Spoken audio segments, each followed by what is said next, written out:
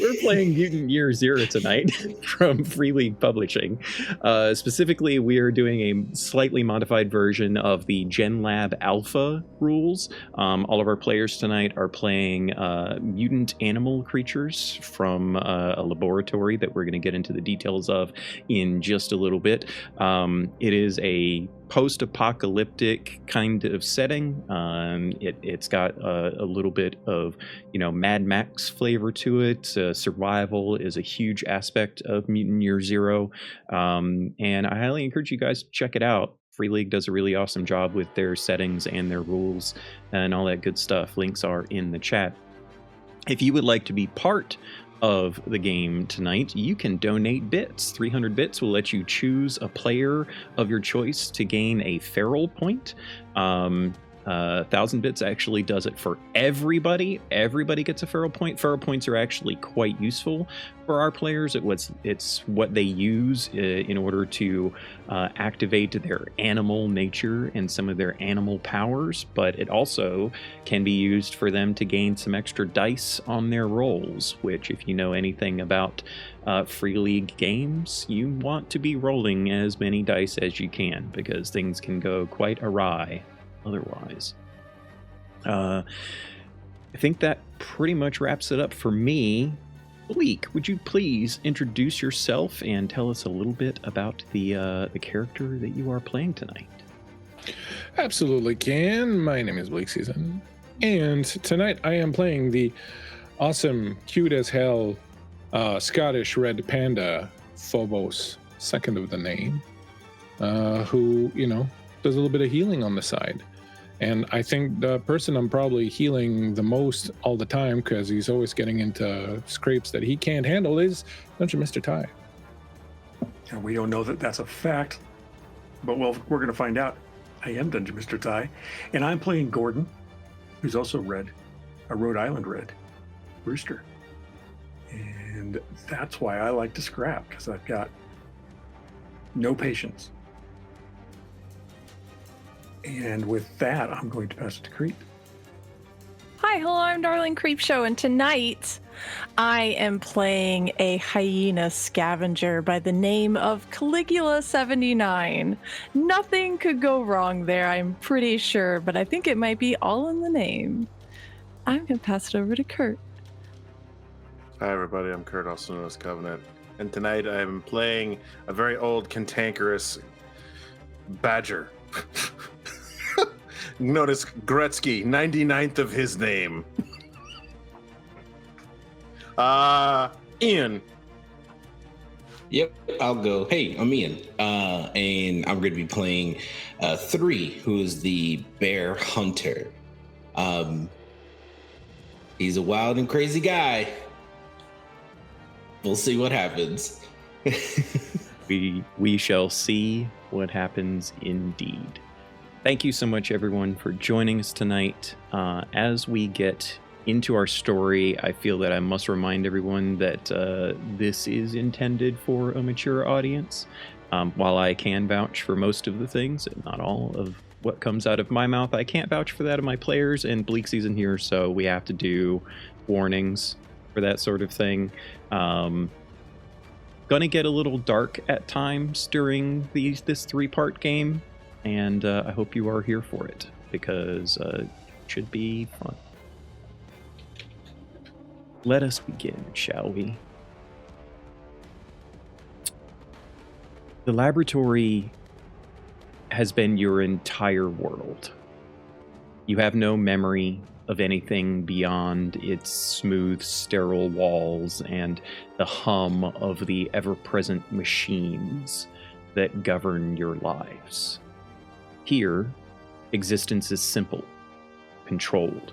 Every action, every breath is part of a routine designed by forces that you've never seen and really cannot understand.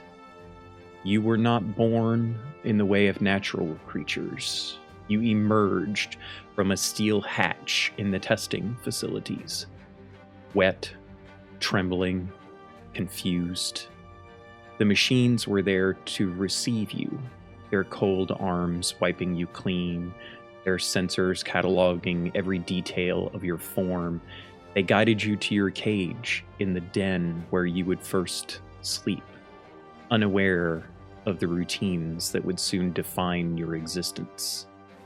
You were introduced to the others like you, mutant animals birthed in the same way as you, sharing the same strange and unnatural origins. And together, you are a pack. Not by choice, but by design.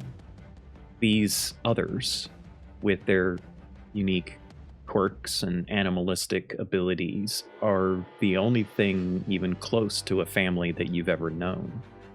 And though the machines assign you names and numbers, your relationships with each other have been the most significant aspect of shaping your identity.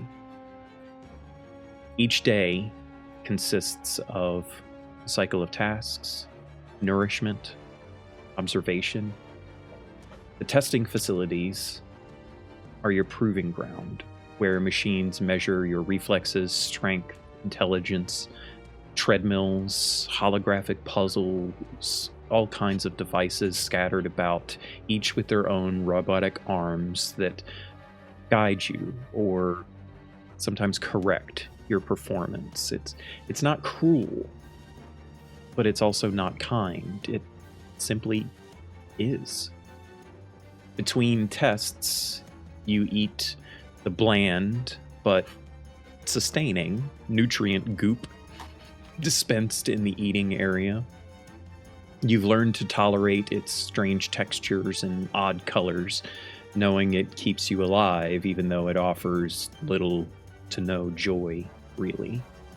Then there's the den, where you sleep, each of you with your own caged spaces. Over time, you've managed to turn these enclosures into a home of sorts, adorning them with small tokens you scavenged from the machines or the habitat, a smooth stone, a scrap of fabric, a slightly awkwardly bent piece of metal. Each of these things carries significance. Tiniest spark of individuality in an otherwise uniform existence. And then there's the habitat, a place where you do get a fleeting sense of freedom, at least, though you know that it is no more real than the walls that surround it. Beneath a massive, ever-changing light that mimics the cycles of day and night, there are trees, plants that feel alive and in many senses are, although they grow under the watchful eyes of hidden cameras and machines that move about here and there.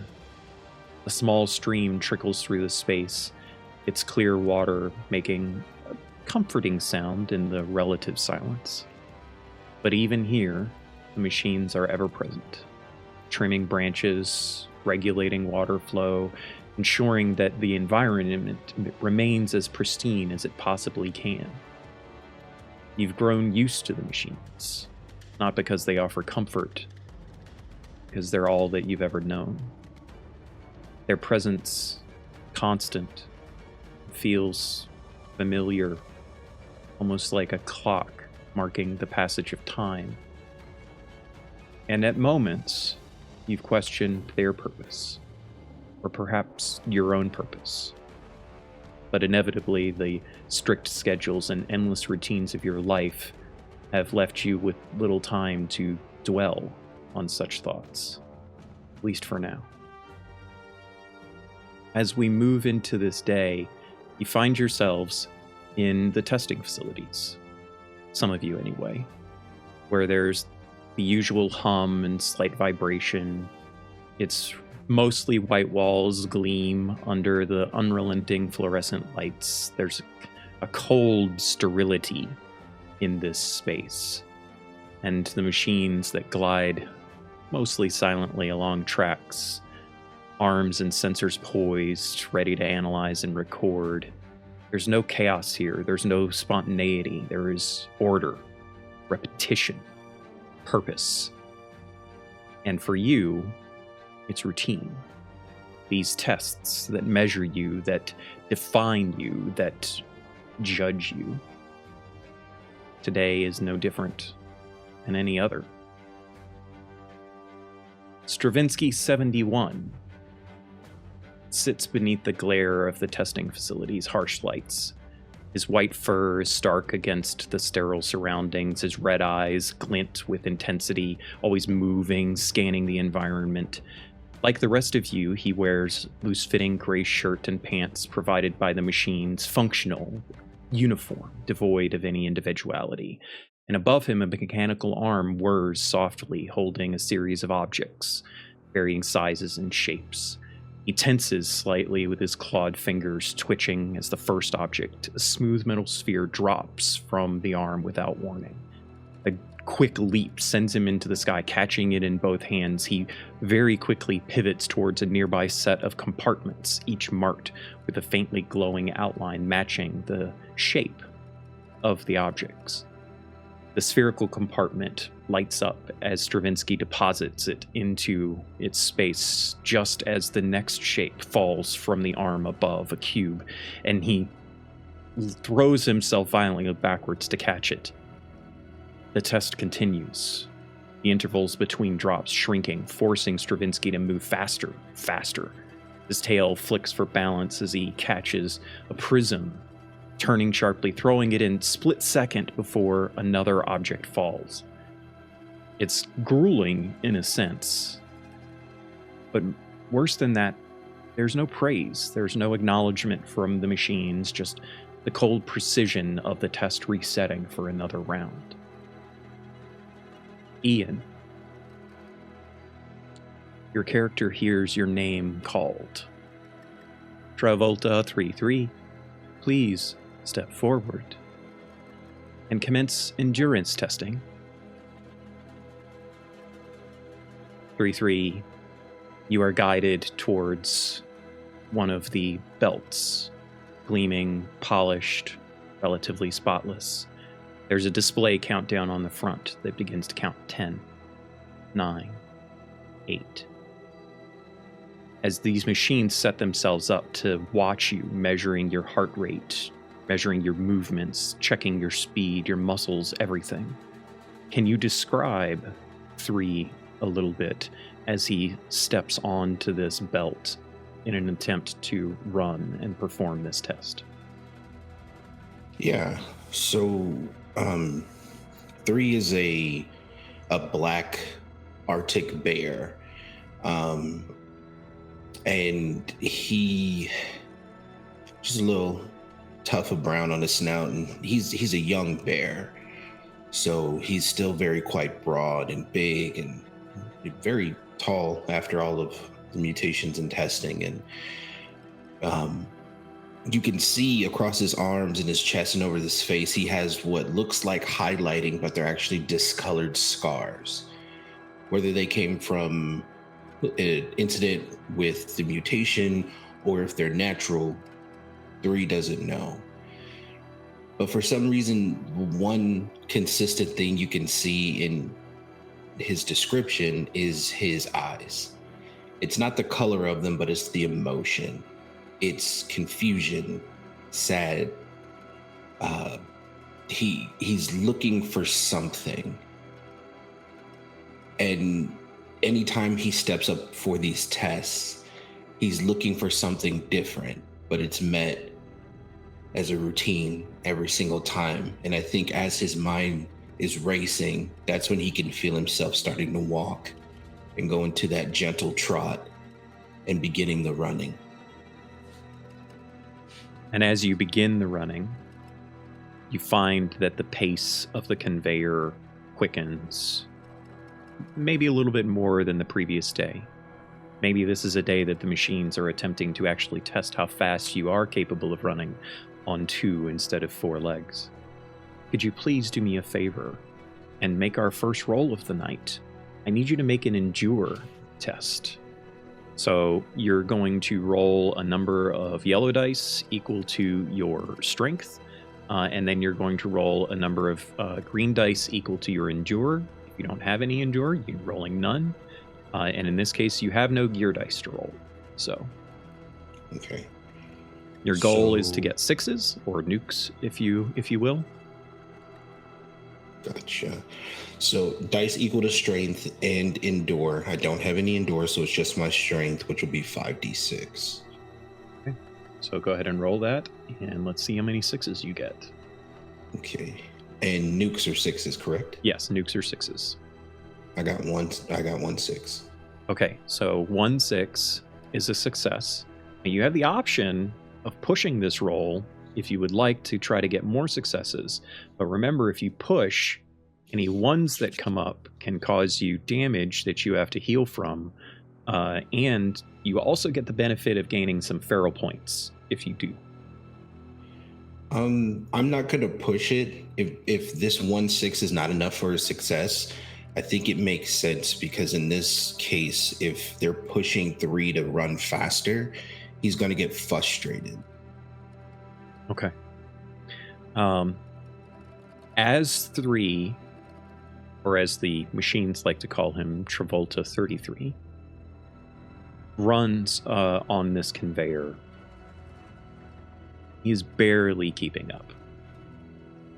There's a moment at which the speed seems like it's going to get just a little bit too much, and you can feel his chest tightening. You can feel the muscles aching, throbbing as the acid builds up within them. And just as 3 is about to reach that point where he doesn't want to take another step, the conveyor starts to slow. And the machine says, "Excellent performance, Travolta 33.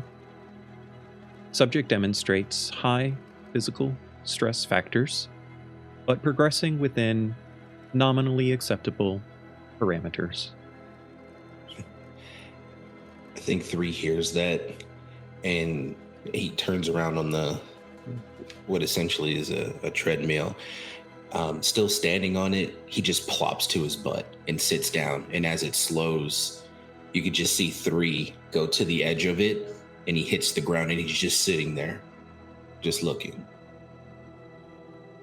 As 3 sits there and looks, we will pan over in the direction where his eyes take, where we find Gretzky 99 sitting in front of a holographic display, casting faint colors onto the sterile walls in front of him.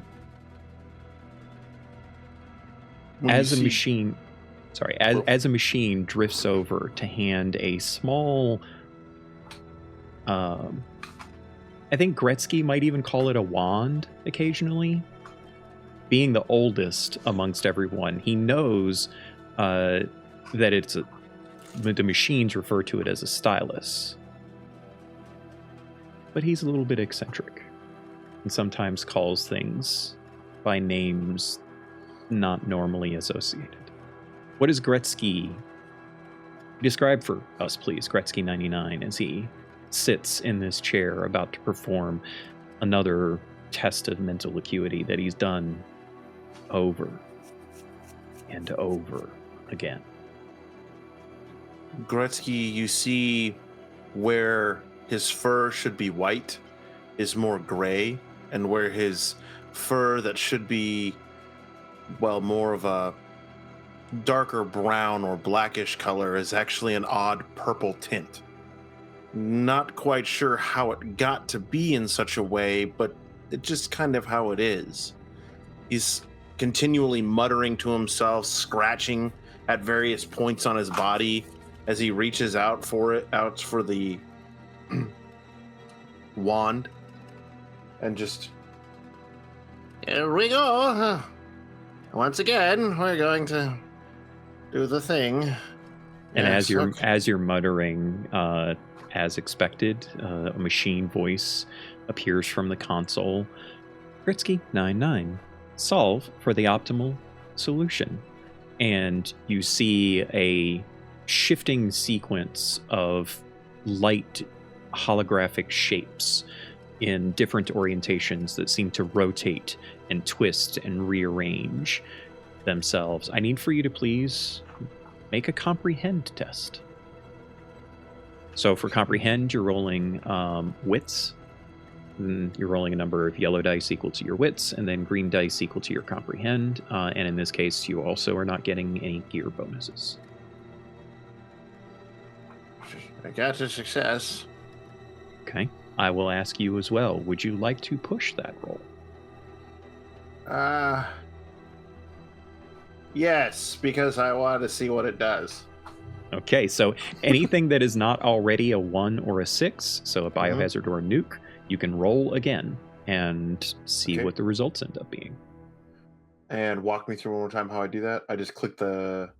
So if you're in the dice roller, you can click at the top, set up push, and it should have the correct number of dice in the top for you, where you can then click on roll them. Oh, no. That's not good. Okay, so this is interesting because you still have your 1 nuke from before that you rolled and you succeeded, but it looks like you also got 2 1s, 2 biohazard symbols, right? Which means that you take 2 points of wits damage. But you also gain 2 feral points. Okay. Yeah. Do you hear the voices too? Ah! So as the machine spits out pattern recognition complete, cognitive metrics are at baseline parameters. Well done, Gretzky 99. Describe for us, please, how Gretzky responds to that, given his maybe slightly diminished state from how difficult the tests were today. Does this mean it's time for the nap? This is very exhausting. Oh, Maleficent One. Yes, tell me more of what I should be doing to please you. And as you say that, the screen just shuts off and the arm reaches out and takes the stylus out of your hand. Also, I just noticed that we have a couple of hails in chat from earlier, one for Creep and one for Bleak, so you guys each gained a feral point from that. Congratulations, good job. And just so you know, Kurt, in order to recover wits damage, that requires just 4 hours of sleep. It will all come back on 4 hours of sleep. So, can I get that ability in life? Can you get that? Sure. Oh, okay. I mean, that's how it works normally. And as Gretzky 99 is basically just sitting there at the console, waiting for the next test to begin, let us transition to the habitat for a moment, shall we? The habitat is unlike anything else within the laboratory.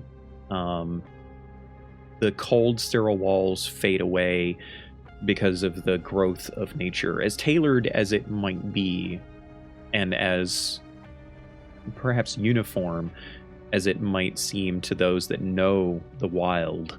For all of you, the mimicked breeze, the trees, the damp earth, the faint scent of moss, the creek, the flow of that water, everything feels more correct here. It isn't a vast space, but it's big enough that you can't stand on one side and see the walls of the other. It just feels better here with the soft ground underfoot and just the nature of it. It changes you when you're here. Caligula 79, Gordon 97, and Phobos 2, all of you have completed your tests already today and are now walking through the habitat. Bleak, we'll start with you. What does Phobos look like here, and how does it feel being in the habitat?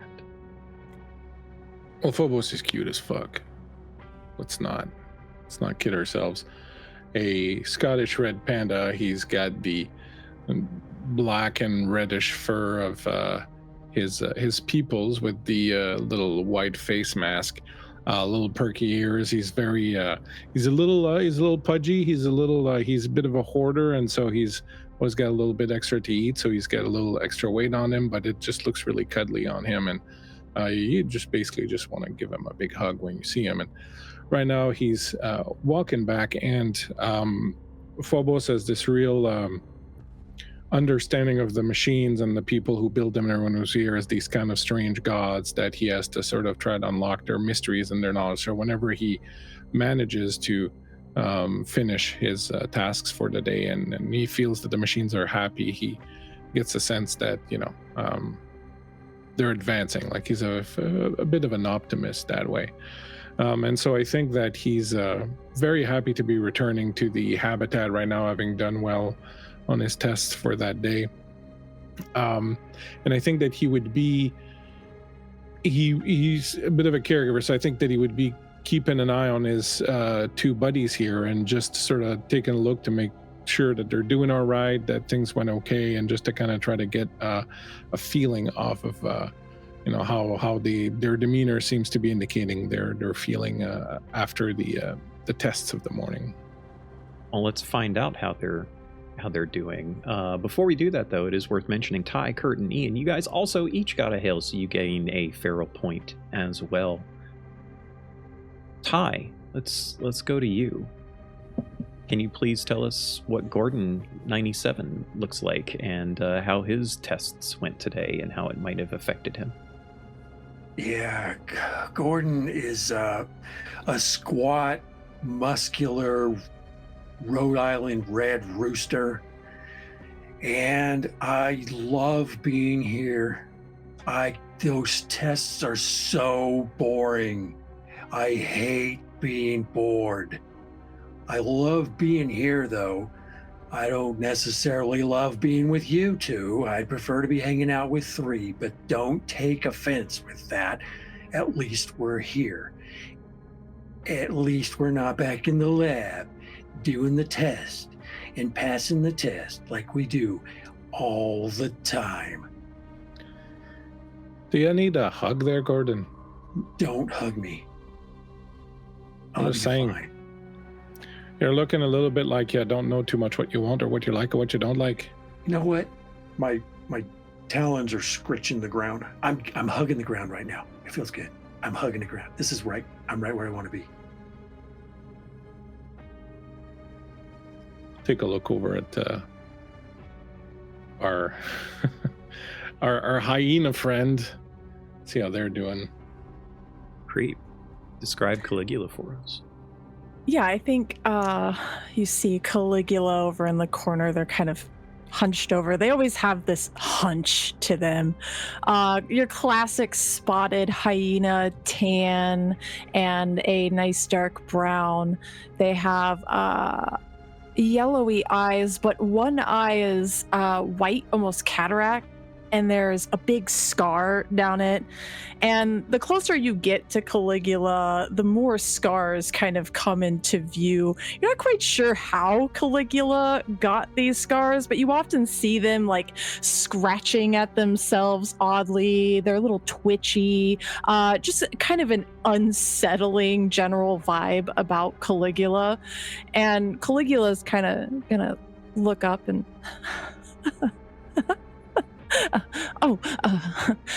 I find the habitat a little bit unsettling, don't you? I like the cold comfort that the lab offers me. The puzzles, they get my mind working. Don't you like it when your mind works? It's a really lovely feeling. Well, it's also good to have the bit of a chance to rest your mind once in a while. I'm going to the creek. Rest? Like... Yeah, don't like, you enjoy it when you get a moment to just have your brain turn off and just sort of enjoy what's around you and seeing the look at these little flowers here. Look how beautiful they are. These ones are purple and yellows, and don't they fill your mind with a sense of peace and calm and quietude? I think Caligula is now digging through the dirt, hoping that maybe at some point he'll find a wire buried there that he can pluck out of it. Hey, boy. Flowers. You're a handful, I tell you. Come on. Let's get you back to the den. As yeah, you then we can power down. As you That's turn to right. head back to the den, Ty, could you please do me a favor and make a scout check? Yeah, I'd like to do that. That's wits and scout. Oh, or actually, what no, am I I'm doing? sorry, not Ty. That was Okay, meant I'm for not going creep. to do it. That was meant for creep. That's fine. I'm going to peck at the water. Well, what kind of a check am I making? So you're doing a scout check. So that's wits plus scout. Yep.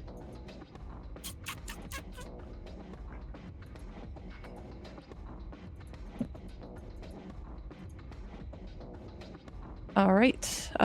Success. You wish to push your roll? Yeah, why not?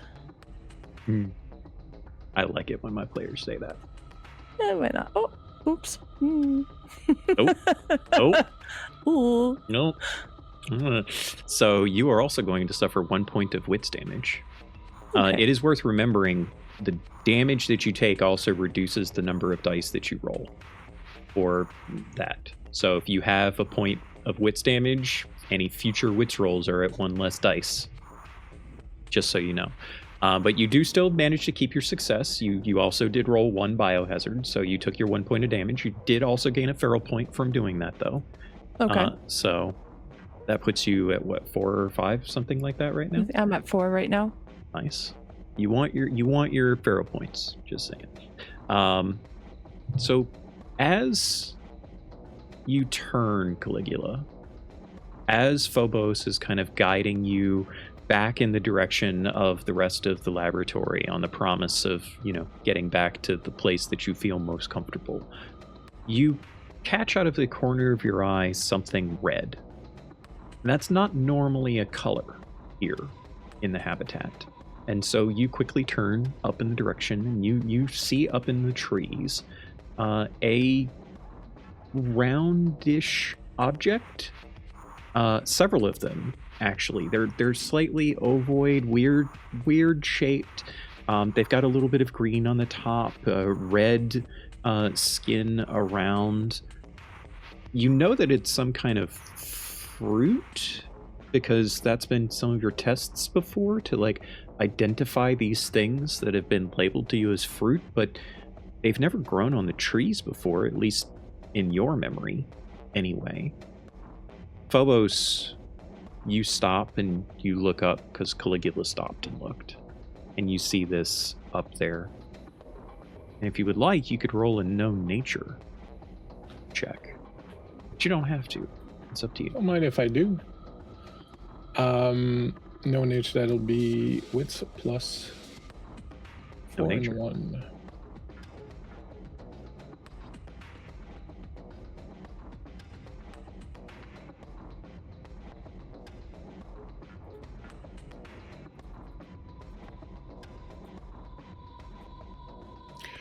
Ooh, 2 nukes.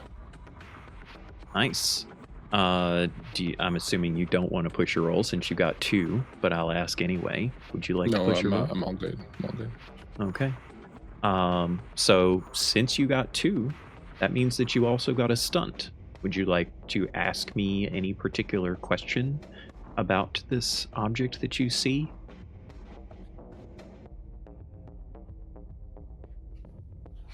Actually, let me give you the baseline info and then you can ask the question. Yeah. So the baseline info that you learn from your know nature is that you know that this object is a real fruit. And you know that can't necessarily happen here. It's never happened, at least before that you know.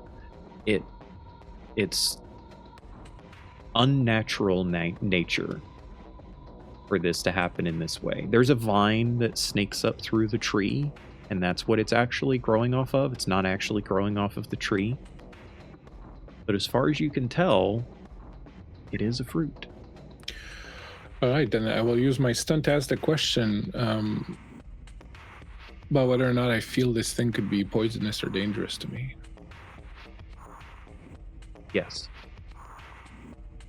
You think that it could be dangerous. You don't think it's poisonous. But the fact of the way it's growing, there's something anomalous about that. There's something dangerous about this. Oh, what do you make of that then? Can I scurry up the tree and try to grab one of these? Yeah, if you would like. Gordon, you spot this,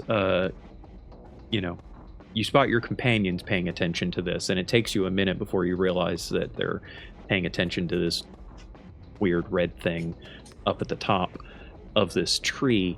As you see Caligula getting ready to start climbing up, I need for you to please do me a favor and roll a number of yellow dice equal to your current feral points. And I will say, as I see Caligula about to go up, I will say, be careful. I think that thing is probably dangerous. Caligula's just going, I just want to see what its insides look like, Just take it apart, see what's inside. I could be poisonous. You're going to want to be careful there. I got a 1, 3, and a 4. You got a 1? Okay. I need for you to please just roll a d6 and tell me if you get anything other than a 1.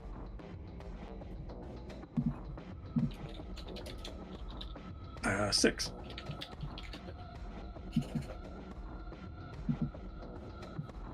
There's a moment in staring at this red fruit that you feel the most at peace you have ever felt in your life. You lock eyes upon it. Everything else goes away. There is no test. There is no forest. There is nothing except this fruit. And Caligula, as fast as you are, you're shocked at the speed with which your rooster friend leaps over your head, throwing himself at the tree, and starts furiously tearing his way up the tree to get to this fruit.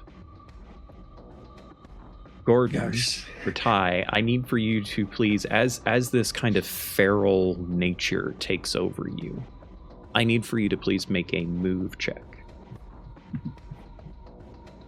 You're going to roll a number of yellow dice equal to your agility, green dice equal to your move skill, if you have any, and you want 6s.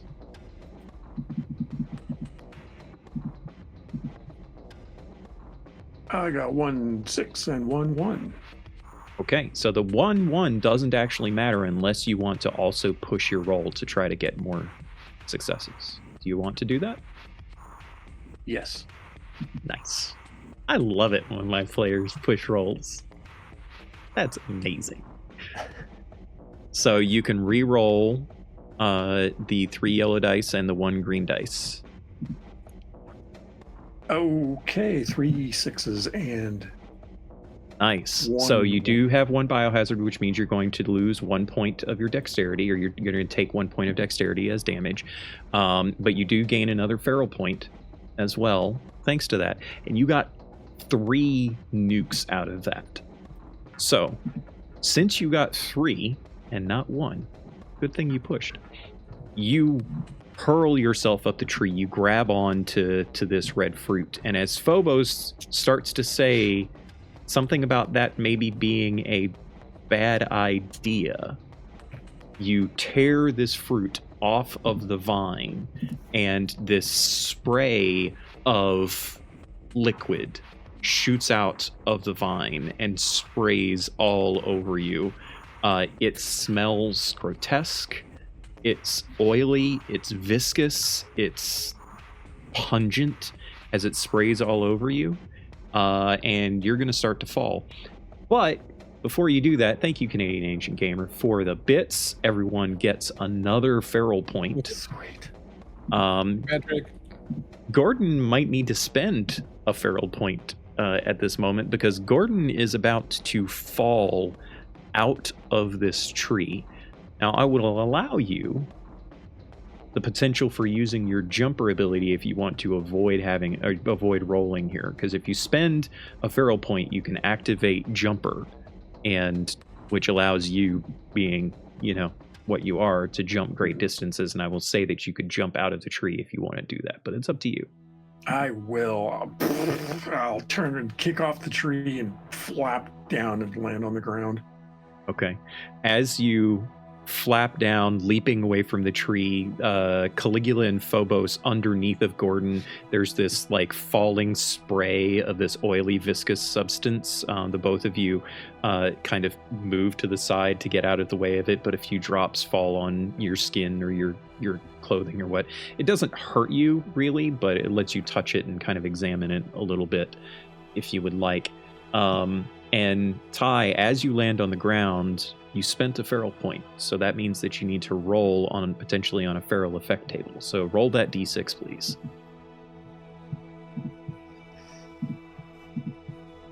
Four. Okay, so you did not get a biohazard, so you do not get any additional feral effect. Yeah. So what are you doing, Gordon? Right. That was a freaking lie.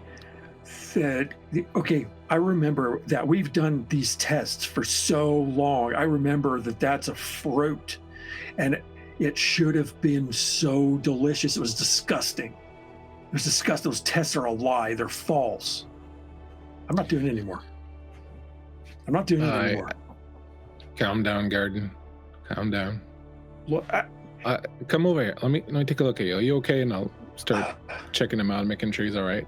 I don't know. I've got this oil. It's all over me. Look. Right. He's literally covered, like head to toe in this oil. It's like sticking to me. Off to the pond you go. Come on. Get your ass back in there.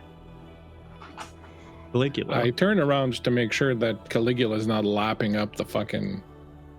You see him, he's kind of like rubbing it between his fingers and. Don't do it. Don't do it. Don't. Just. It's bad. Come over here. It's bad. And I'll take a piece of cloth and just wipe your fingers off. I don't know what it is, but it's not good. It's not good to touch the bad stuff. It's fine to investigate the good stuff, but don't touch the bad stuff. Over by the edge of the pond, I say, I don't hear anything about wet hands. Just make sure you dry well under the feathers. And I know. I'm going to take, Miko, do I have on me, and it's fine if I don't know if I'd be carrying stuff. Do I have anything that could carry some of this stuff with me? If I don't, I'll take a piece of cloth and I will. I mean, it's on your gray uniform thing that you wear, and it's absorbed into that, so that's going to be your best method for actually taking some of it. But I was just are there more fruit? That's a good question. We'll answer that in a second. First, we're going to thank Canadian Ancient Gamer for the gifted subs. 5 gifted subs. Thank you so much, Patrick. Thanks so much, Patrick.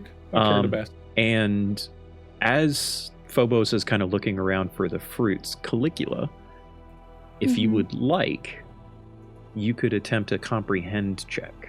I would love that. Yeah.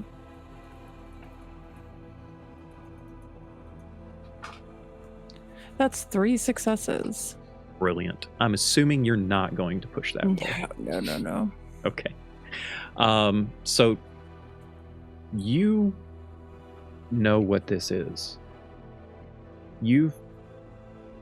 There's been a couple of times where you've been by yourself and you've been near a machine and you've kind of opened up one of the machines and kind of poked around inside, trying to keep it secret, trying to keep it hidden from everybody else that you've seen the insides of the machines before. And you know that this is from inside of a machine. And as you see your friend Phobos looking around for more fruit, it occurs to you that was a machine. That was a test. And your ability to observe is high enough. You glance over and you see a rock sitting on the ground nearby, slightly tilted up, and from underneath there's a lens, a little round optic looking at all of you, watching, seeing what you do. To answer your question, Bleak, Phobos does not see any other fruit. The 3 or 4 that he had seen before seem to have vanished.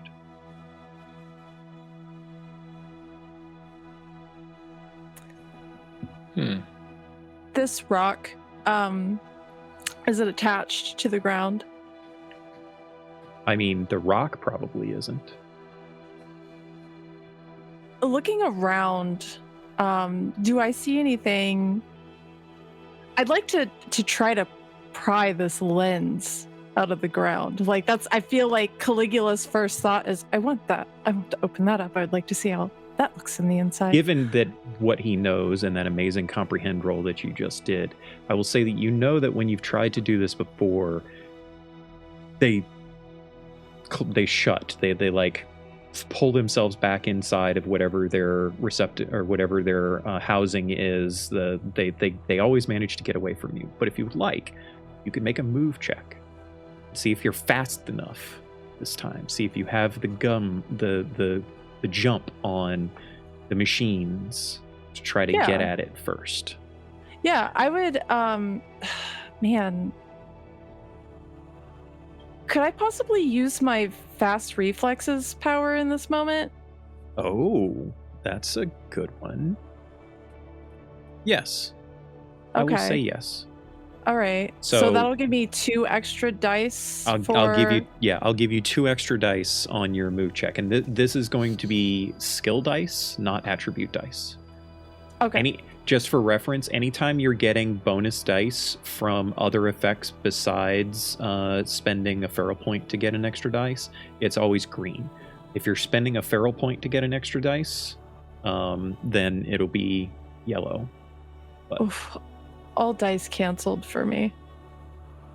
Okay, so that's 3 biohazards. Do you want to accept the failure, or do you want to push the roll? I want to push it. Do it. Yeah, I'm gonna be brave. Oh, wow, I'm fine. It's fine. Push it to the limit. Thank you, Raven Sarah. So you're going to get 3 feral points for that. Beautiful. You're going to take 3 points of damage to your dexterity. You have 4 in dex, right? Yeah. Okay, so you don't go. You don't We're fall. We're not pushing any more dex rolls. No. Until we fix this issue, but. Yes. But you do succeed as well. You leap across. The lens seemed to have been focused on Phobos and Gordon at that moment. You have just enough reflexes, channeling every bit of your animalistic nature into this. You run over, grab the rock, fling it to the side, reach down and grab onto the lens. You are now holding this lens. Ty, Bleak, Phobos and Gordon see Caligula basically clamped on to this optic lens, this machine part, and he's holding it, preventing it from going back into the ground. What would the 2 of you like to do? He's also laughing maniacally as he's doing this. Nice. I think, so seeing that, Phobos gonna like, well, check out there, boy, and I'll come running over and I'll take a look at it. And if I see he's like trying to pull on something and I see it's a lens or something, I'll I'll be like, what are you doing? We're not supposed to mess with those things. Yeah, it's fine. Just help me pull it out. We just pull it out. I mean, then we can see what's We're on the gonna inside of it. anger Maybe them. there's We're something gonna useful anger in them. there. Anger who? Hey, big red boy, come here. Help. Come on. You're big and strong. You're laughing again. You're always laughing. What are we doing? Why do you have that? Don't worry about it, all right? Okay, inquiring minds, quiet yours for Does that now. have something to do Gordon, with- Gordon, No, give him what- a hand, Gordon. what- Yeah, I'm come gonna. on. Or I'm gonna- claw. Give him a hand. Oh, I'm gonna. I go up there and I grab hold of wherever I can get hold of it, and I set my talons, flex them Ooh, into maybe the ground. maybe he's not strong enough, Phobos. You think Don't he's say strong that. enough? Don't You say might that. not be. You might not be strong enough. You don't know. You don't know what they are. I'm gonna break it. Brilliant. I need for you to make a force roll, please. So that's going to be strength. Number of yellow dice equal to your strength. The number of green dice equal to your force. And if you've got any tricks or shenanigans that you want to pull, you could always spend the Pharaoh point to get a bonus die if you want. I've got 4. I'm gonna go with that for now. Okay, so you're going to spend 1 Pharaoh point to increase your strength by 1. No, my strength is 4. Wait, I think. Oh, I see what you mean. Yeah. Gotcha. Yeah. You're just Yeah, going to roll no. the 4 dice. Got it. Yeah. You don't have any hyped. points in force, it I'm looks hyped. like. No, Caligula's got me hyped. I'm hyped. Well, I'm gonna push it. That's how Okay. hyped I am. I'm gonna push it. Yeah. All right. Okay, well I got a 6. All right, I got. Okay, you got failures, your but I got 6, but you did get 2 biohazards as well. So you're going to take 2 points of strength damage, but you gain 2 feral points out of that. In a minute, we'll actually get everybody to say what their feral points are at so that Raven can be keeping track of it like you're doing. Thank you, Raven. Love you. But you did get your 1 success that you needed. So the 2 of you working kind of together on this, Caligula and Gordon, have this chunk of machine optic lens in your hand. And with laughing and a cacaw, you rip it up out of the ground. It breaks into a couple of different pieces, but you have successfully ripped this optic lens out of the ground. That, I'm not gonna lie, that is the second most satisfying thing. Next to the worst thing that has happened to me today. Right back at you, tree. I think Caligula is like scrambling on the ground to pick up all the little pieces and like hold them up to the light and start playing around with them, seeing what they do. Or Oh, that's interesting. I hadn't thought of that. Roll a comprehend for me. I'm gonna get just on the ground and kind of look into the hole and see what's down there if we can see.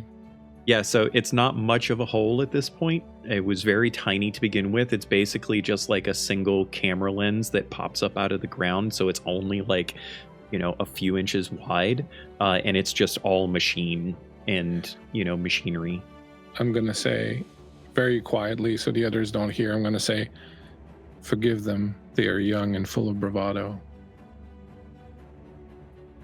What'd you get, Creep? like everything cancel out. So I'm gonna go ahead and push it. Yeah. Push the rolls. Okay, I got 3 successes. Brilliant. And how many biohazards? 2. Okay, so you take 2 more points of wits damage, Mm-hmm. and you get 2 feral points. But you got 3 successes. As you were holding up these parts, there's this segment of lenses that used to be at the very end of this camera, effectively, that is like detached from the rest of it. You kind of hold it over your eye, and you're able to like twist it a little bit, and it kind of changes the perspective of things, and all of a sudden you're staring at Phobos, and he's like really zoomed in, and you're startled by it, and then you go back to it, and you start giggling and you start laughing because of how fun it is, and then you look up, and instead of light, you see a kaleidoscope of colors. Instead of the sky, this, what you now know definitively to be artificial sky above you, you see projection devices, machinery, electronic circuitry, bits of light moving back and forth on fiber optic cables. This array of anything other than what you have seen your entire life in the sky. But beyond that, it's black. Pure darkness that is almost as unsettling and frightening as the rest of it is marvelous. I think for the very first time and perhaps ever with Caligula, you guys hear him fall completely silent. He's holding this lens up and he's just... Hey, Phobos, I don't know if that's worse than all the laughing. Well, we all gotta grow up and change sometime. I'll come over to Caligula. Got it right there, boy. I would be a lot better if you would stop pretending like you're older than me. And he like is lowering his face and letting the lens fall. But I did make a really nice discovery. And he holds it out to Phobos. Why don't you have a good look yourself? How about that? Look up. It's such a sight. Take the lens, look at Gordon, then look up.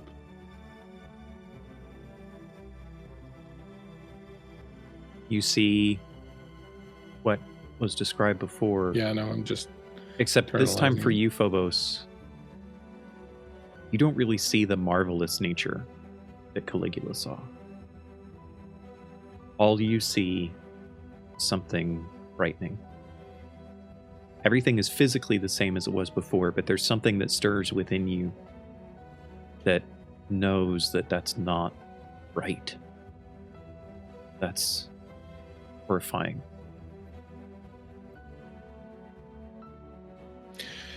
I think when he brings it down a little bit, what brings down the lens, you can see that he's shaking a little bit, but I think he's not quite 100% sure how he feels about it yet, because he's someone who believes that they have to be discovering secrets, but now he's discovering one and it fills him with dread. So at some point right now he's kind of like shaking and he's not too sure if what he's always believed is, you know, really the right thing.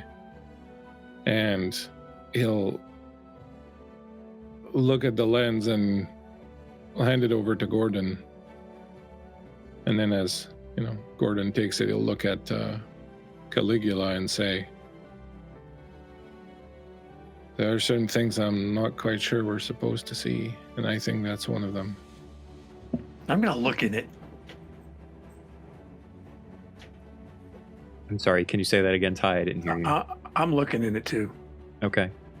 Gordon sees everything as I described before. He doesn't see as much of the frightening aspect. To him, it's all just confusing. I think there's several instances of him like putting the lens over an eye, moving it away, putting it back, moving it away. And he just doesn't understand. I don't know what the big deal is.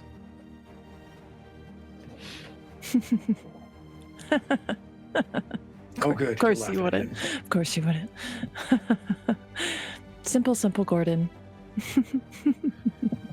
I think I don't know what that means. Polis So is don't say it. pretty shaken, and he's just kind of gonna turn around and keep walking towards the den.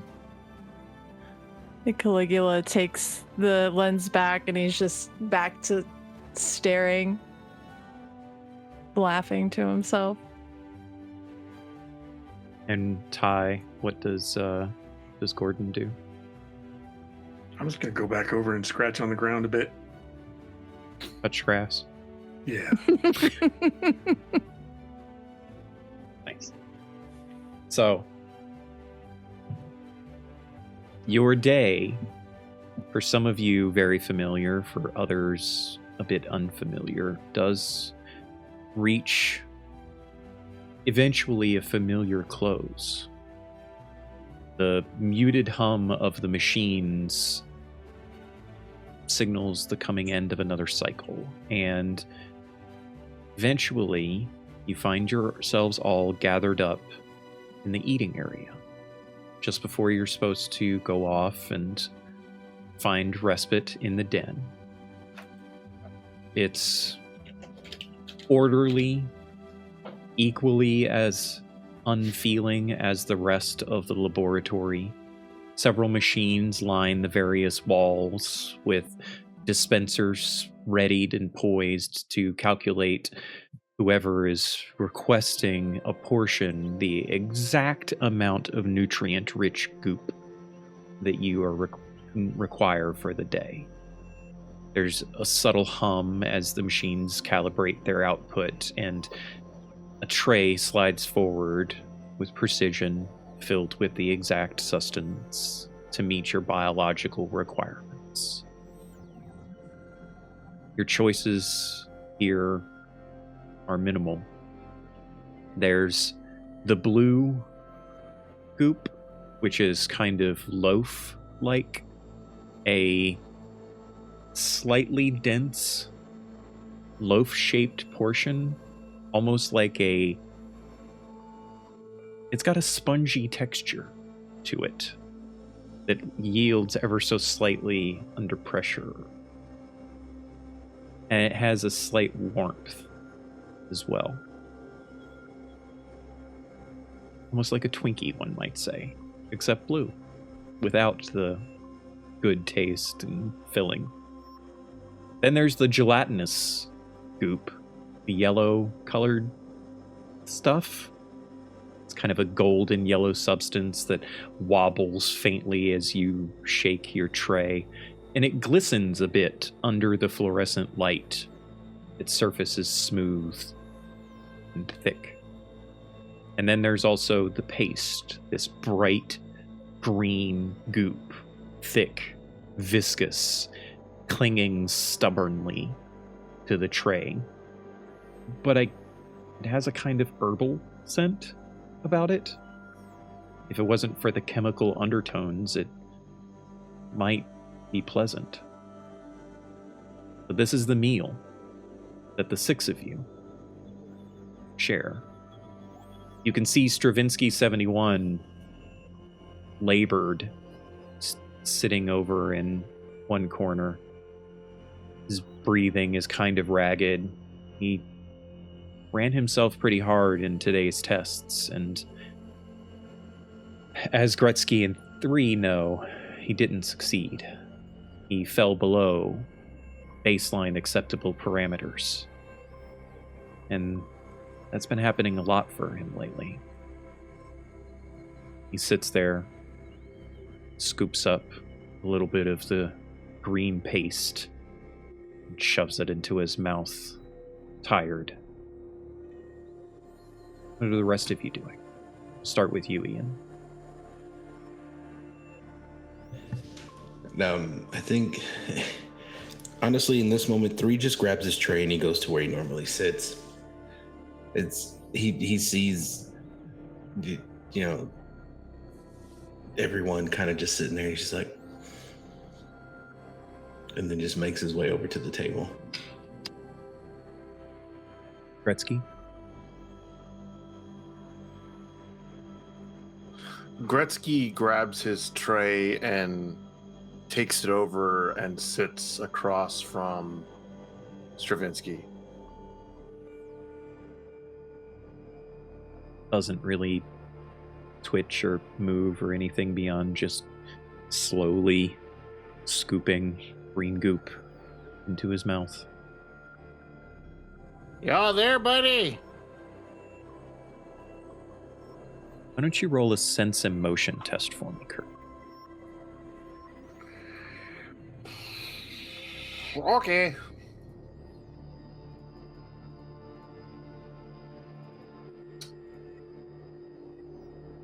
Oh. Are you gonna push it?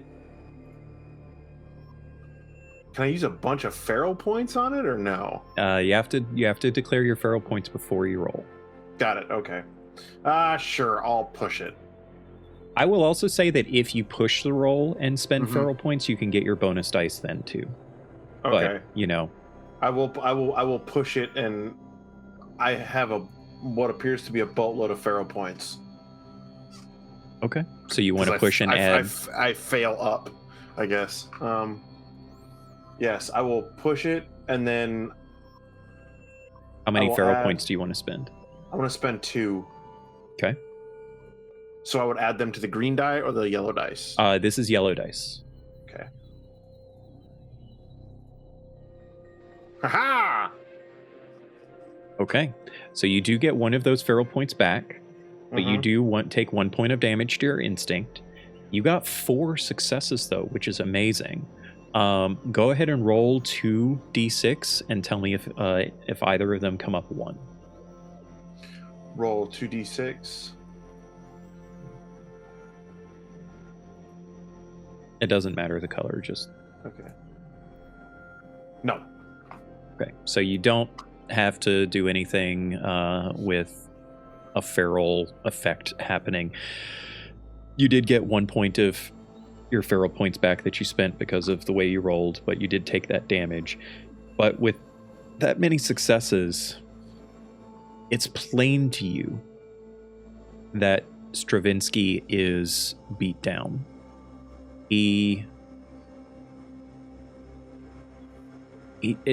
He's pretty close to being at wit's end. And this is the second Stravinsky that you've ever known in your life. You knew the previous Stravinsky to be kind of dour and easily. He's not optimistic about things generally, and Stravinsky 71 seems to be even more so. And there's a point that you're fairly certain that he wants to ask you something, but he's not. And he's just staring at his food. He knows you're there. You can tell that he knows you're there, but he's just staring at his food.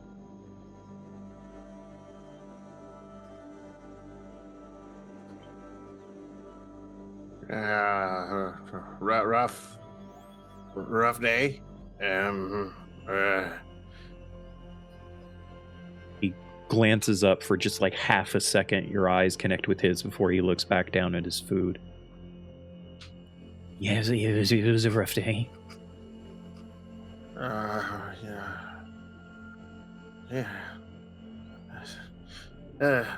Maybe this'll help. And he like forks over his loaf onto his tray, right? You're sharing your food. Mm-hmm. He does. He forks over his not a Twinkie loaf onto his tray, and he's just like, maybe just a little extra something to eat or whatnot will help you. I think that's cornbread. I don't know. As you say that, he just kind of tilts his head. I don't know what cornbread is, but thanks. And he just stabs his fork into it and scoops a chunk of it up into his mouth, and you can tell he recognizes what you did, and it does make him feel better, even though he's trying to hide it. Okay, yeah. I think he like scoops his what you've vaguely described as banana pudding into his mouth. And he just kind of like sits there. He just sits there quietly with him. Well, listen, you can't, don't give up. It'll be better tomorrow. And just, you can't, it's not time to check out yet. Just staying. You can see him like nodding his head as you're saying this, and as he swallows down a forkful of blue loaf, you hear him.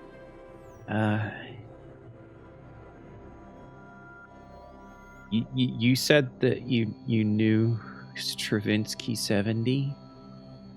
Yeah. Am I gonna make it longer than he did? If you don't give up, you will. You have to be useful. As long as you're useful and you keep trying, then you stick around. It's the moment you're not useful or you break things or something like that you take what they call the long nap. Hey, I don't want a long nap. No, you want short naps. Yeah. You just gotta keep trying. That's all. I could it doesn't really, matter if you don't matter. use a short nap right now. Yeah, me too, buddy. And trust me too. They took my wand away, and I didn't like it. I don't know why they do keep doing that. Like, if you've got to do the test like every day, couldn't they just let you hold on to the wand thing? Right? I feel very powerful when I have it. It's very nice. I can do anything when I have my wand. Yeah. It's okay. These new youngins, they don't know what they're in for yet, and they're doing their best though. But me and you, we gotta hold it together. So Yeah. Okay. Yeah, Thanks. it'll be great. Thanks, Gretzky. Yeah. And he like looks at it like his plate, and he like scrapes the last 2 bites of his off-brand banana pudding onto his plate to try and make him feel a little bit better, right? Yeah. Oh no, this is too much. You gotta eat. No, you need it. They just test my brain, and that's fine when I go to sleep, But you got to do all the other jumping and leaping and bibbing and bobbing and things like that.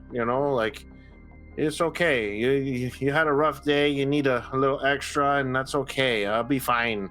So fine. I got a small stash of nuts in my room. It's okay. Thanks, Gretzky. Yeah, of course. All right. I'm gonna go bother them now. Okay. And he gets off, and he does the whole thing of the old man looking for the youngest person in the group, and he's gonna tell him about the time he bought a copper pipe. Well, the youngest person in the group, I do believe, is Gordon. Right? I think so. So what's Gordon doing just before Gretzky 99 comes over? I took my loaf off of the plate. I'm just right off the tray. I don't have a tray. It's in my hand. I'm pushing it, and I'm checking out the sponginess of it. I like this one because it's more stimulating than the other ones are. But when I hear that we could have to take the long nap if we break something, I look over at Caligula, and I'm like, "Do you hear that? Do you hear what that? Do you hear what the old timer just said?" I think Caligula would have went over to Stravinsky when he came in, honestly. Oh, okay. Yeah, I think because... So what we'll say is that the entrances have been staggered then. Okay. So you can be heading, you'll be just getting your goop and turning around as Gretzky is stepping away.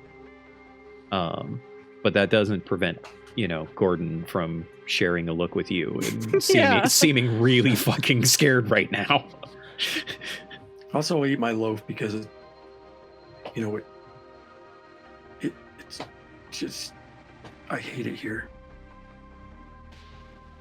So bored. Caligula's just like, what is happening? Boring. Kind of things that I got you doing in there. I'm certainly not bored. Anyway, I'm over it right now. Maybe you should do a puzzle sometime. Helps me out when I'm really bored. Like the puzzles that we have to do every day. I'm so tired of those puzzles. You know, I've memorized what the answer is based on the puzzle that I've already taken before.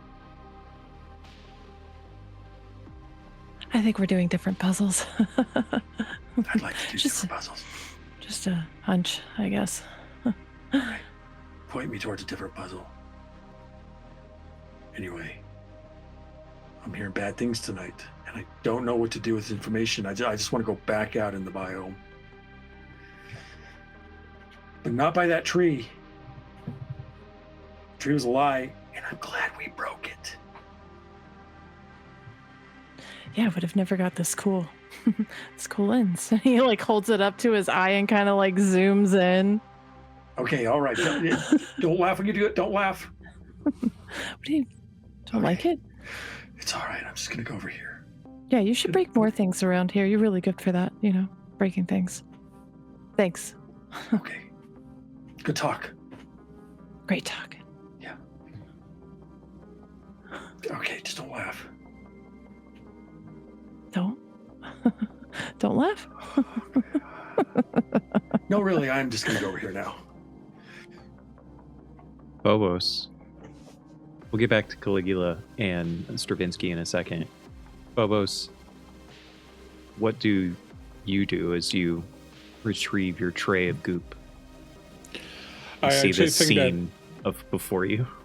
Yeah, I think that Phobos is so kind of shook by what he saw that he doesn't even get his goop. He just kind of walks in and grabs a seat somewhere and, you know, out near the door, wherever the situation is, and kind of just stares up at the sky and just got like a little handful of pebbles, and he's just sort of chucking them out into the bushes.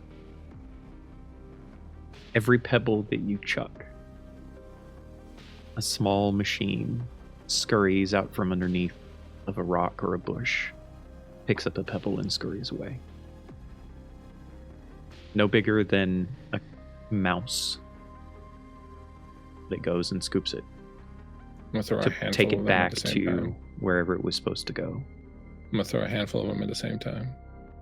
As you chuck a handful of them out, you see maybe a dozen of these little machines just appear and start scooping up several of them,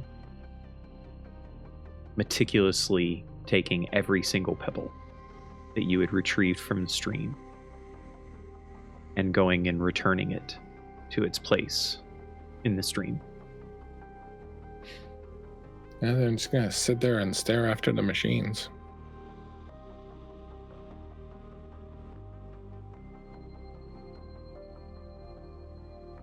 As you stare, Caligula, you finish your strange conversation with Gordon.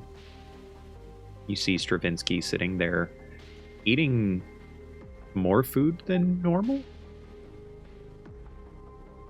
I think Caligula goes over with his tray and he kind of drops it down across from Stravinsky and then like slides it down out of his way and leans forward and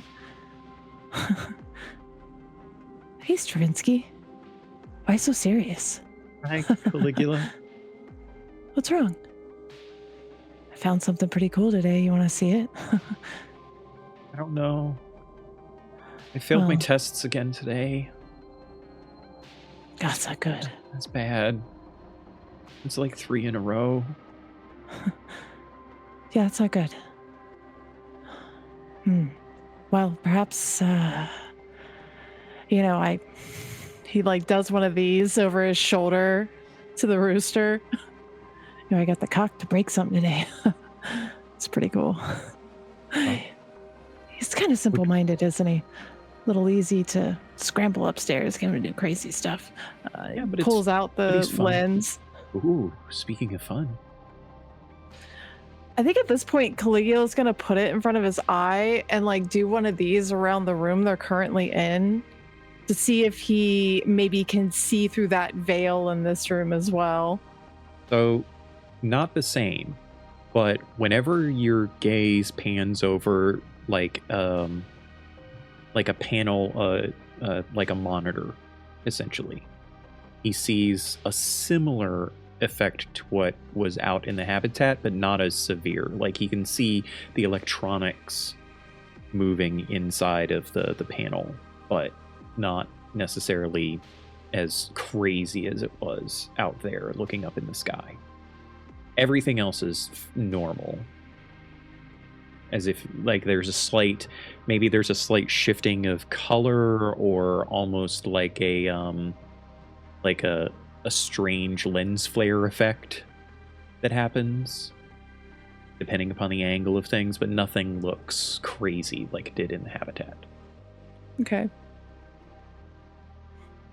And do you want to see? Yeah. Yeah, of course. Huh. As you hand it to him and he holds it up to his red eye, then he starts looking around. He gets a very strange look on his face, very confused look on his face, and then he like pulls it away and looks back and pulls it away and looks back as he's looking at a particular display that is on one of the goop dispensers that normally shows like the levels of goop and, you know, if there's any messages of warning or anything like that on it. And he's like, well, that's pretty interesting. That means we're seeing inside of some of these machines. Yeah, wait till you see the habitat.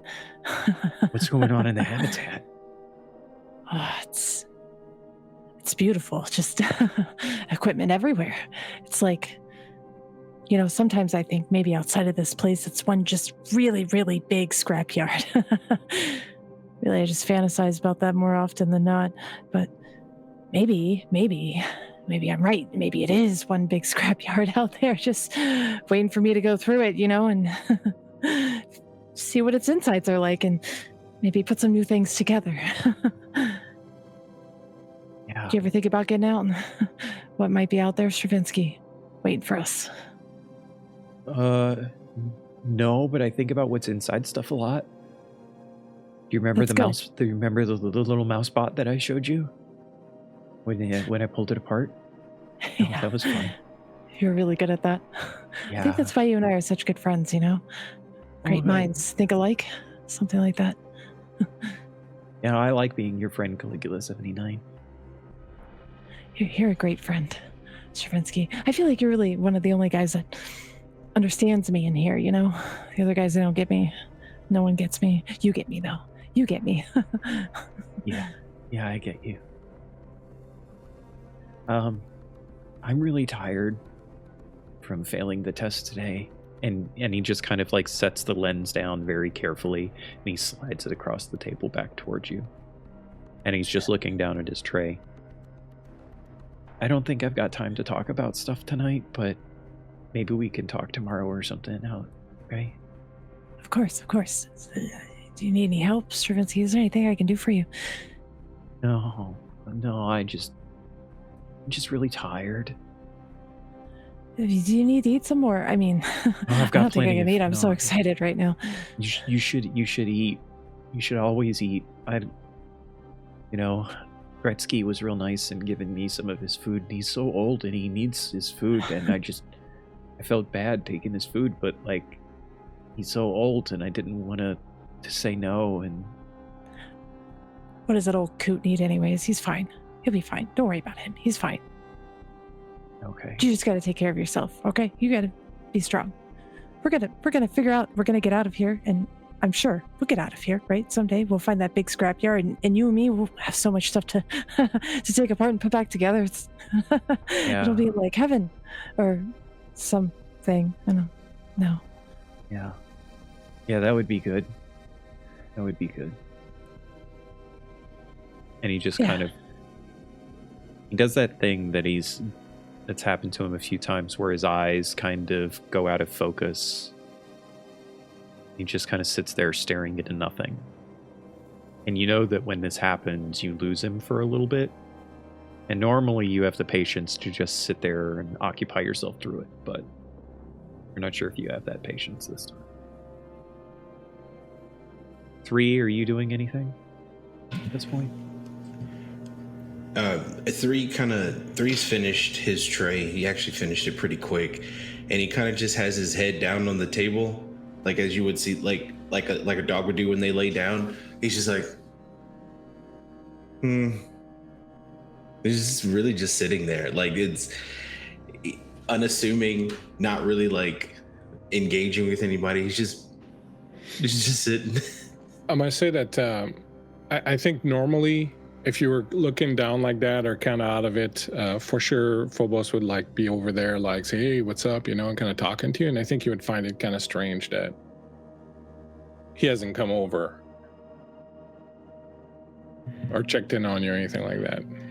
Yeah, three does notice it, but like he doesn't like get up. He just does this with his head. Like if this is the table, he's like, and he looks over at Phobos' direction, and he's just staring at you.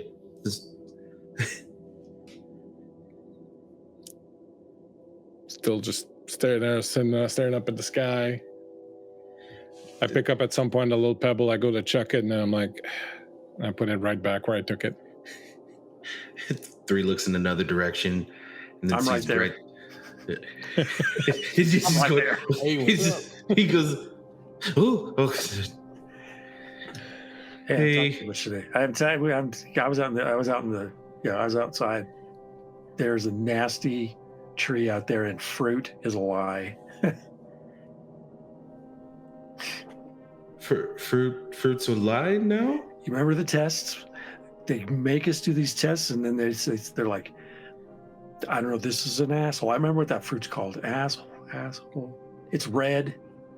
Anyway, there was an asshole growing on a tree out there, and I pulled it down, and it sprayed this stuff all over me. It was the foulest thing. And I don't mean foul like I'm a foul. I mean like gross. Three, don't pull. There's an ash tree in the habitat? Yeah. Yep. And that's not what the test said it does. Have we always had an ash tree in the habitat? I don't think I hadn't seen it before. Nope. I hadn't seen it before, but I wasn't looking. And then Caligula and Phobos were looking at it. And then I saw it, and I'm like, that's an asshole. And I ran for it, and I jumped up there, and I grabbed it, and I yoinked it right off of the tree, and it sprayed stuff all over me. And it was so disgusting. I actually had to go get in the pond. Oh, no. I've never eaten ass before.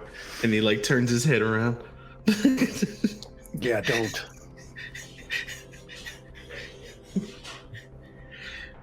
Okay. No ass tree. No, don't eat the ass tree. You know what? I'm not taking the test anymore. That's what I told him. I said, I'm not taking these tests anymore.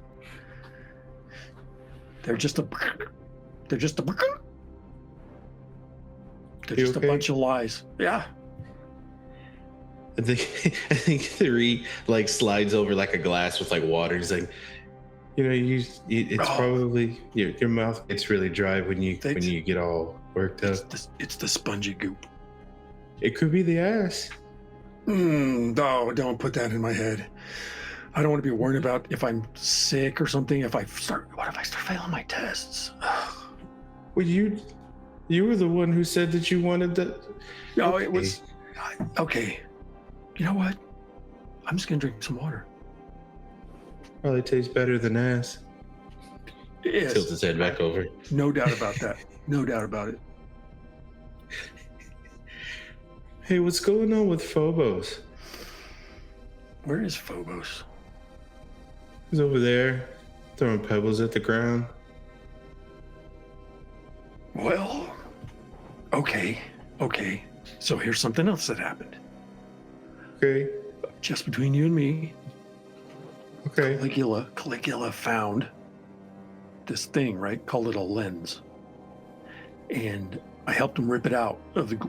We ripped it out of the ground, man. We broke it right out. Was this also by the ash tree? Yes. It okay. Absolutely was. And we pulled it out, and then Caligula's like looking at it and looking in it, and then Phobos looked in it and looked in it, and then I looked in it and I didn't see anything. So I give it to then Caligula has it again, but maybe that has something to do with it.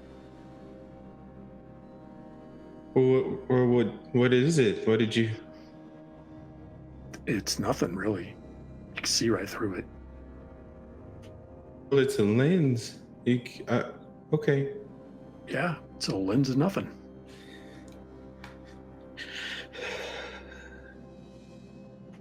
But maybe Okay. Phobos has it. Maybe something. Maybe I don't know. Maybe Phobos is thinking about it. Let's go ask him. If Phobos is thinking about the lens or the ash tree. God, I didn't think about that. Could be that. Could be either one of them or both of them together. Maybe both of them together are slowing him down. An ash tree with a lens. Okay. Let's go ask him. All right. And 3 stands up from the table, and it's like the table moves because he's so big. He's like, Sorry. Somehow Gordon looks smaller.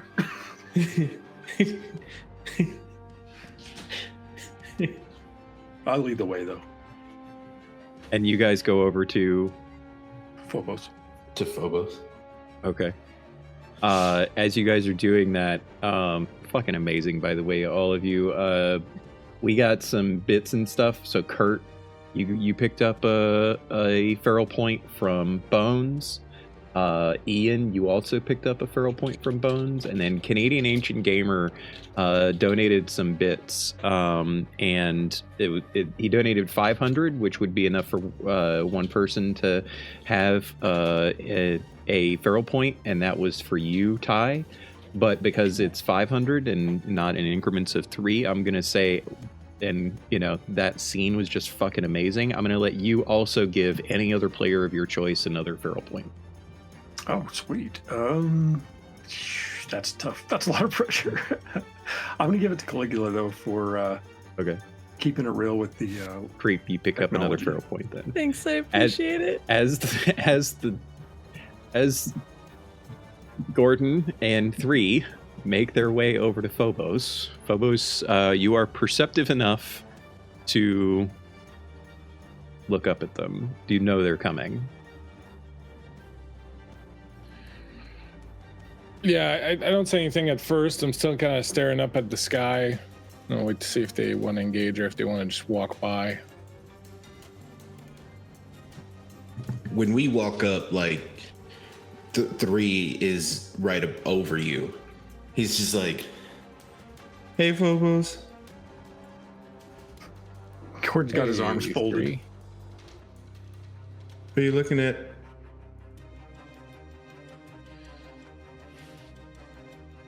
What's up there?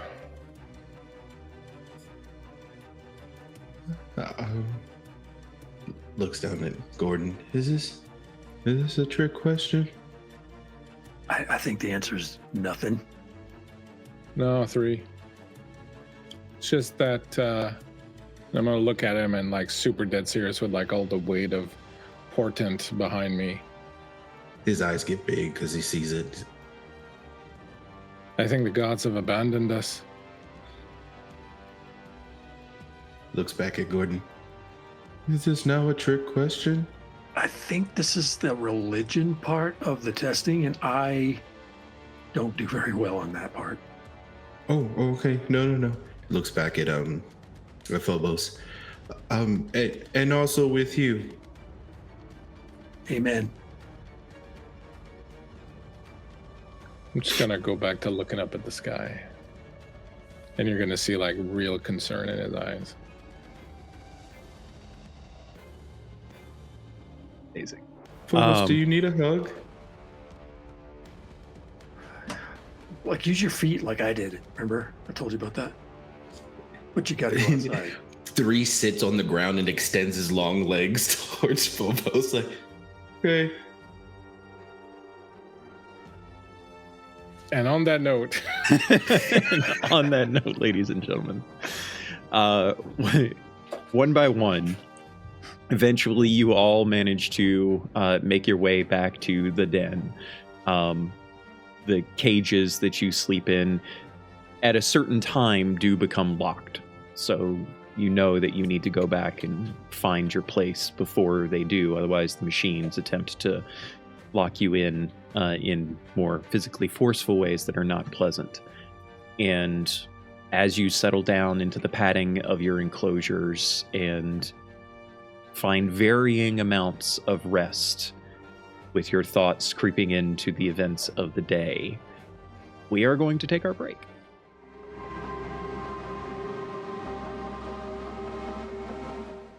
And we're back, ladies and gentlemen. Thank you so much for sticking around with us. We are having a bit of fun here tonight, and I highly encourage you, if you're just joining us, to go back and watch the VOD on this one, because the first half of this show was eye-opening on many, many levels. How you doing there, Ian? Very cheeky. Just vibing, Oos. Just vibing. Love it. We'll crack a So, smile. all of you awaken to the familiar rhythm of the laboratory.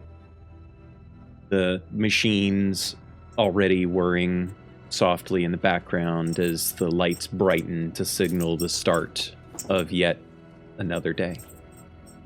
The cages of the den open with their usual mechanical precision, and you step out, stretching limbs worn from the padding of your enclosure. For reference, all of the damage that you all took was handled from your sleeps overnight. Any of you that might have needed care by the machines for injury or fatigue would have found themselves in the middle of the night receiving a small injection of something or other, or being tended to by the machines to help you recover. Not uncommon on days that you either fail tests or struggle in the habitat. And so as the morning progresses and you prepare for this day of routine and testing, the testing facility stands ready, as always. The treadmills gleaming, the holographic panels flickering, robotic arms clicking into position. Everything feels as it should. Predictable. Controlled. Until suddenly it isn't. Without warning, the machines stop. The ever-present hum vanishes.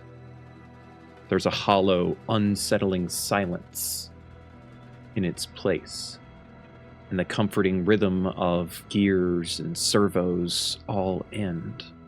The lights flicker briefly for a few seconds, back on, off, until they finally stabilize.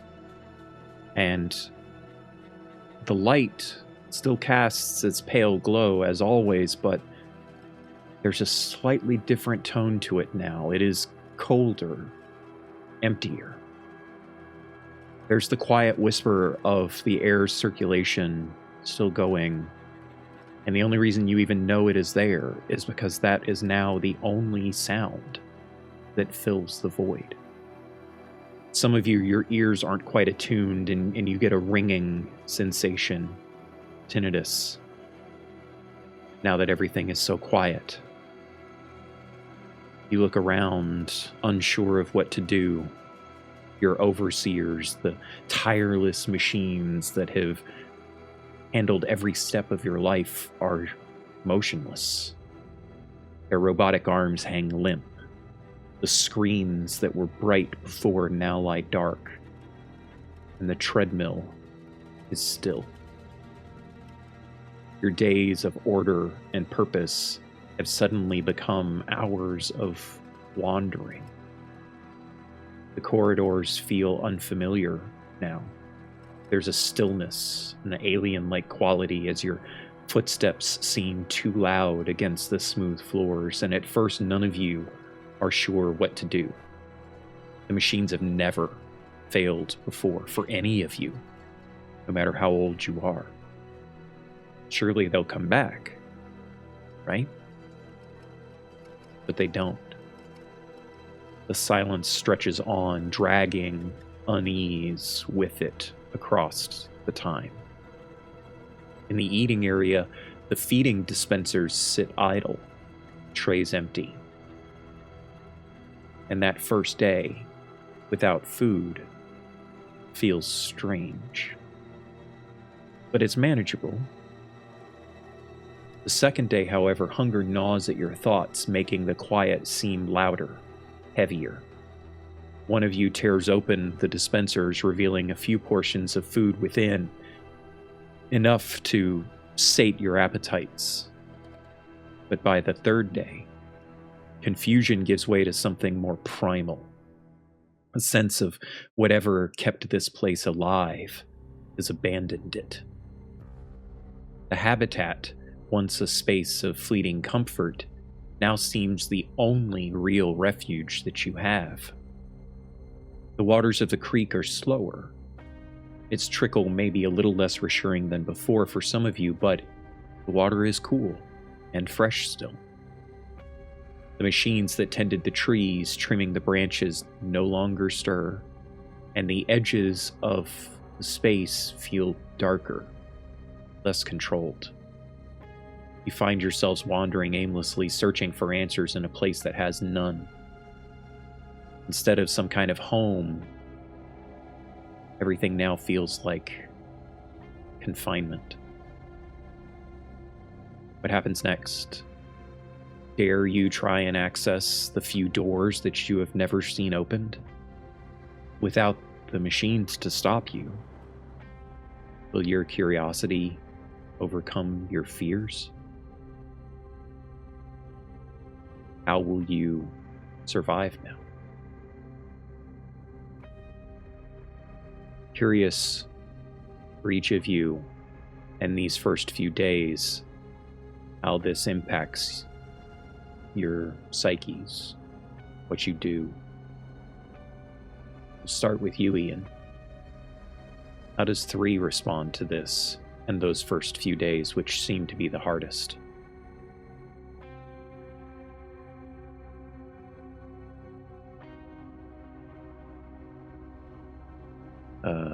The first day, 3, when everything kind of shuts down, just by routine, he goes to where the treadmills are and he's standing there. He probably just stands on the treadmill for like a good 40 minutes looking around. And then after that goes wandering with everybody. By the second day, I'm sure he was the one who ripped off the tube, the feeding dispensers. Feeding dispenser. Probably ferociously growing hungry. By day 3, he hangs around Gordon a little bit more. And every so often, Gordon realizes that 3 takes these weird, like, huge sniffs from him. He's just like, you smell different.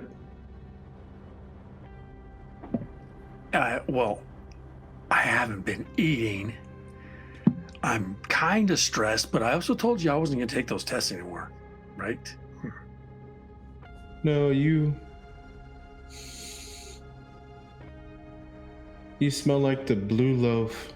Well, okay, buddy. What are you, look, I'm not stupid.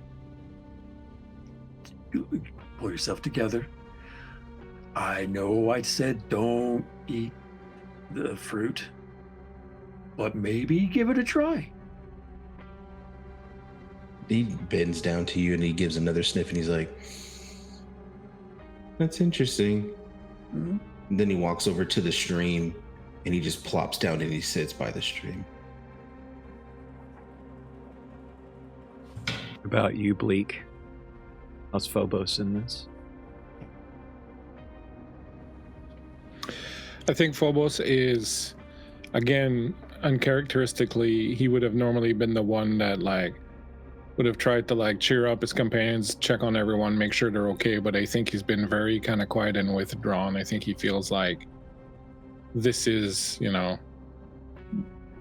it came to pass, him saying the gods have abandoned us and all that. And I think that at least for the first little while, he's sort of wondering how they failed the gods. What did they do that made the gods angry? What did they do that, made the gods want to abandon them? And he kind of feels like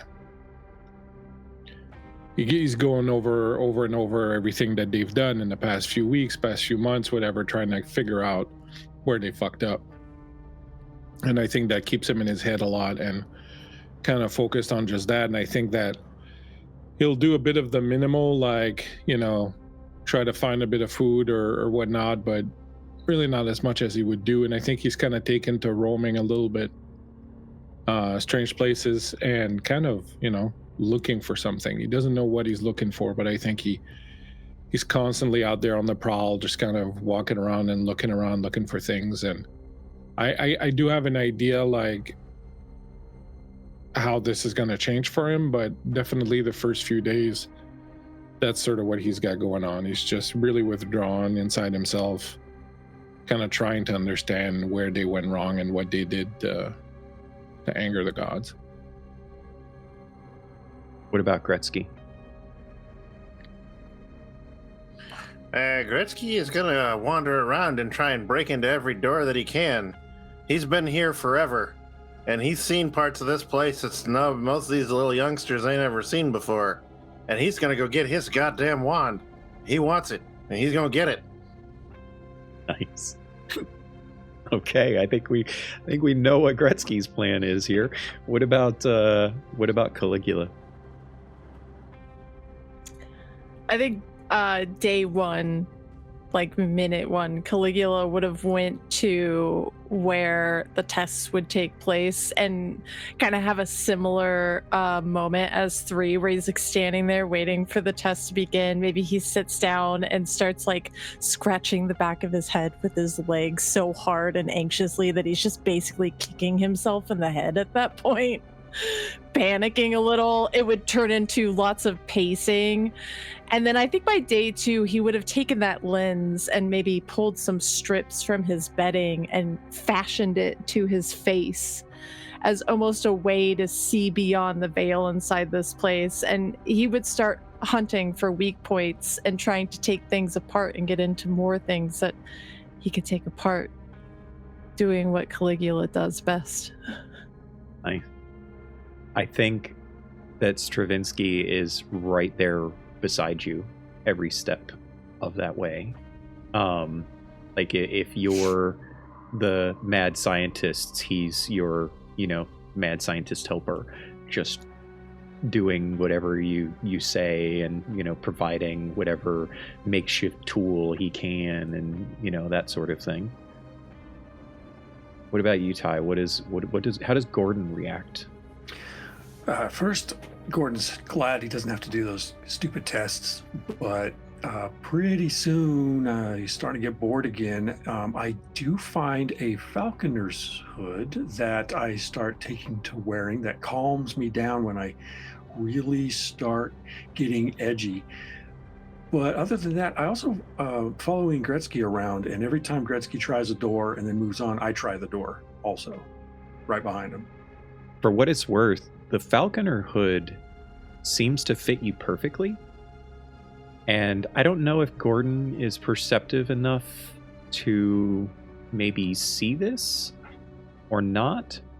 But someone will see it if they, perhaps will point it out to you, that it actually has writing on it saying Gordon 95. Oh, I gotta think about that. I'll spend some of my days thinking about that. How I feel about it. And I don't necessarily say anything to Gretzky unless Gretzky says something to me. I'm just more like a shadow. Sure. I try everything Gretzky tries. I can't turn that door handle. Use your muscles. Go. Okay. All It's right, going to be difficult to be a shadow because 3's like right behind 2, just kind of like.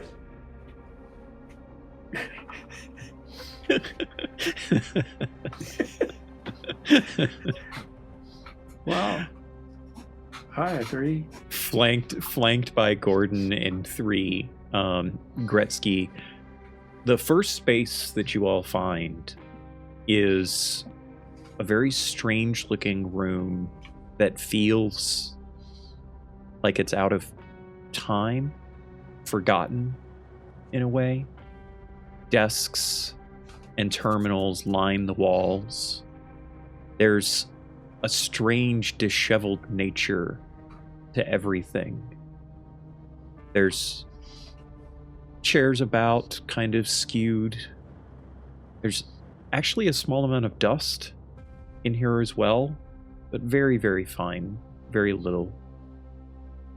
And eventually all of you are able to find this room, curiosity or just word of mouth or whatever. And certainly Caligula would recognize, and probably even Gretzky as well, that the machines haven't been in this room in a very, very long time. Here, there's a few displays that seem to still have power, and you can see pictures hanging from the walls, faded images, slightly faded, showing smiling, furless, ape-like people. Gretzky, you've been here the longest, and you've been through virtually every single mental training program and test that the machines have ever done, and you know that there's a lot of different creatures that exist, and these are one that you don't think exists anymore because you've never seen one alive. You've seen lots of other mutant animals. You've never seen one of these alive. They were called humans at some point. You see pictures of them on the walls, mostly smiling. There's one of some human holding what appears to be a very long, semi-rectangular, pointed at one end object, and he's standing in this brown field of just dirt, and there's a bunch of water splashing behind.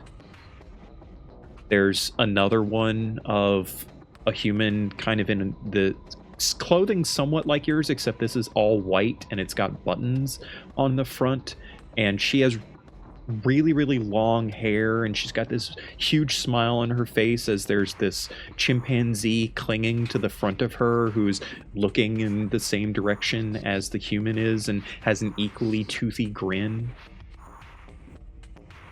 There's all kinds of pictures like this around, whether they pop up on a screen and move, or whether they're hanging from a wall. There's notes and writing everywhere. And there seems to be another door here too.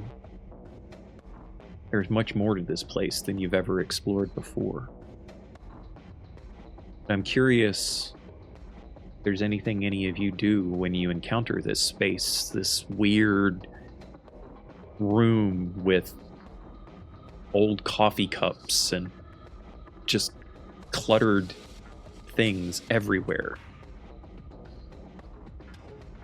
What do you do? Is there any ground coffee left?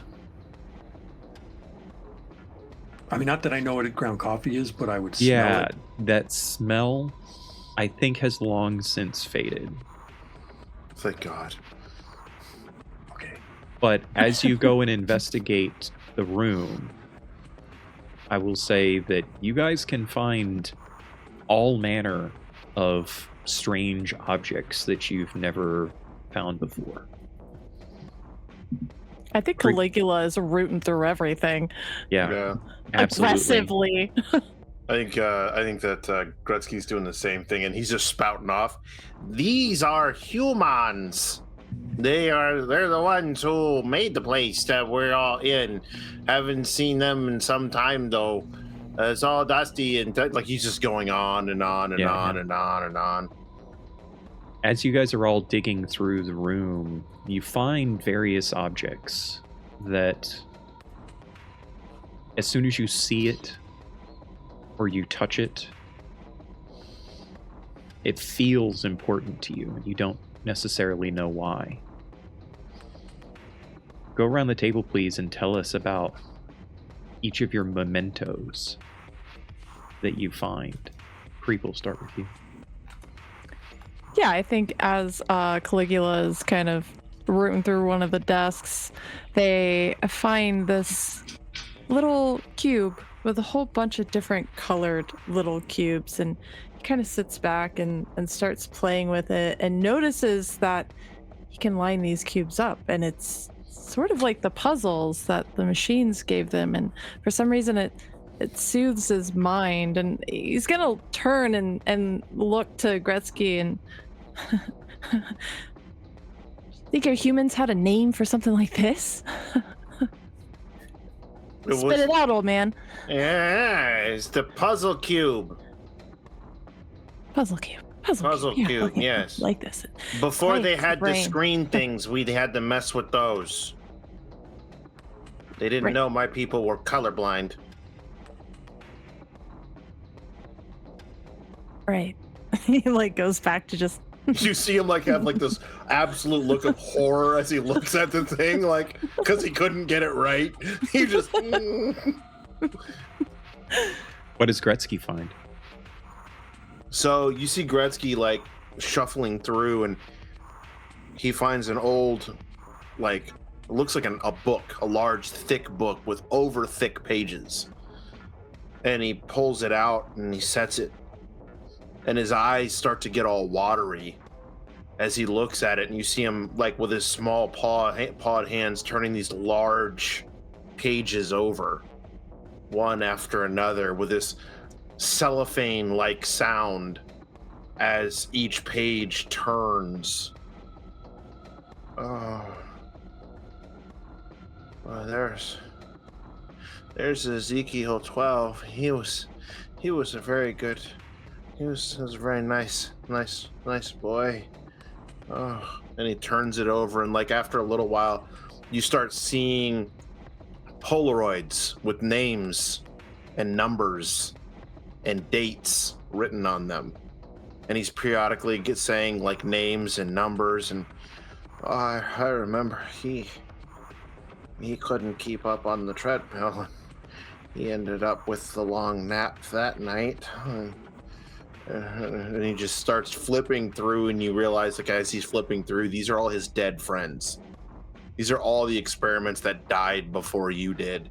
And he like knows them all, and he's puts out a little quip about something that they did that was funny or that was nice, or something along those lines as he goes through. And like he gets to one of them, and he just kind of looks at it and goes, "Oh, yeah, I know that guy.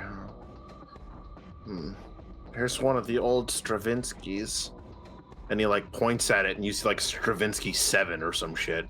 He's like, "Those very always touching things and always trying to explore." And it's just, and he like takes the photo album and he like holds it close, and he just kind of like starts shuffling around with like one paw kind of thing, like through whatever else he can find. You, Phobos.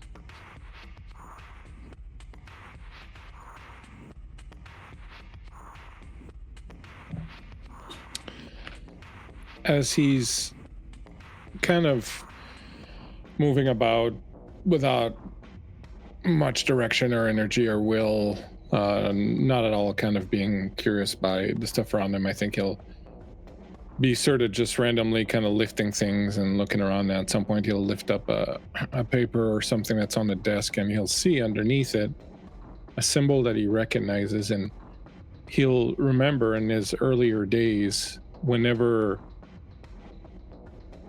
someone or something would get hurt, there would always be whatever was used or was brought to kind of help cure them, when not always had this red cross on it. And he grew up kind of always imagining that this symbol, this red cross, was the symbol of like people who heal or who take care of others. And as he lifts up the paper and he sees the Victorinox Swiss Army knife with the red cross on it. In his mind, he's gonna harken back to those times, and he's gonna think that's a healer's tool. And he's gonna pick it up and sort of play around with it and pull some of the different little thingies in it.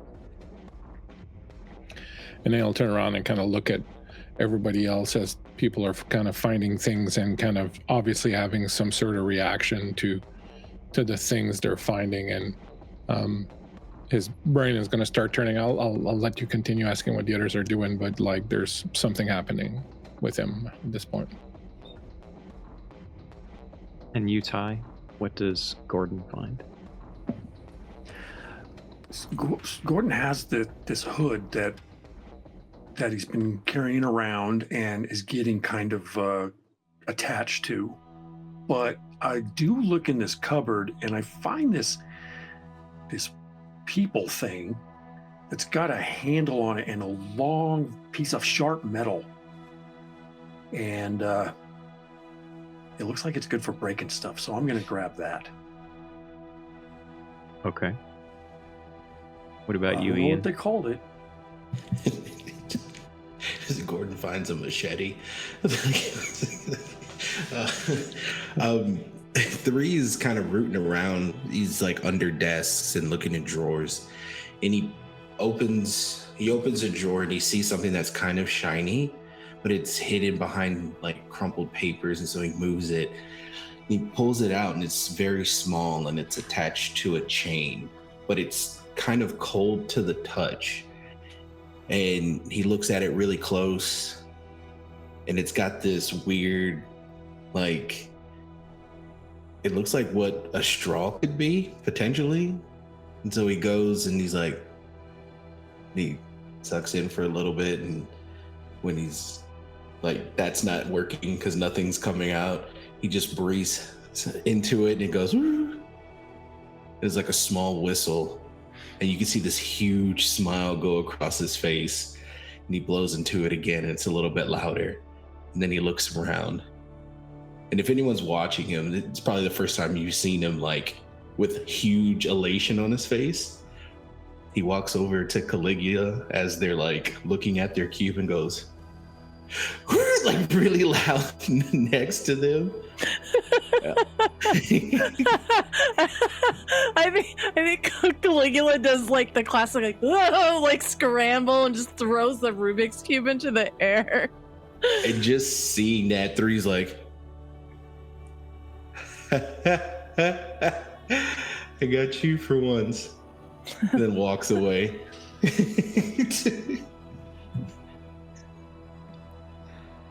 As you all explore this room to its fill, days are going to go by in this endeavor of everything, and you all return to this room several times over the many days of survival that you endure.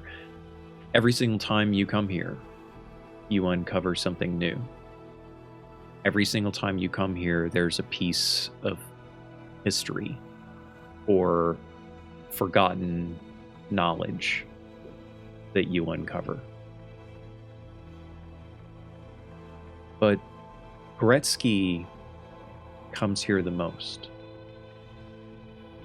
Gretzky finds more here than any of the rest of you, not for any lack of skill or lack of effort, but just the amount of time that he spends here.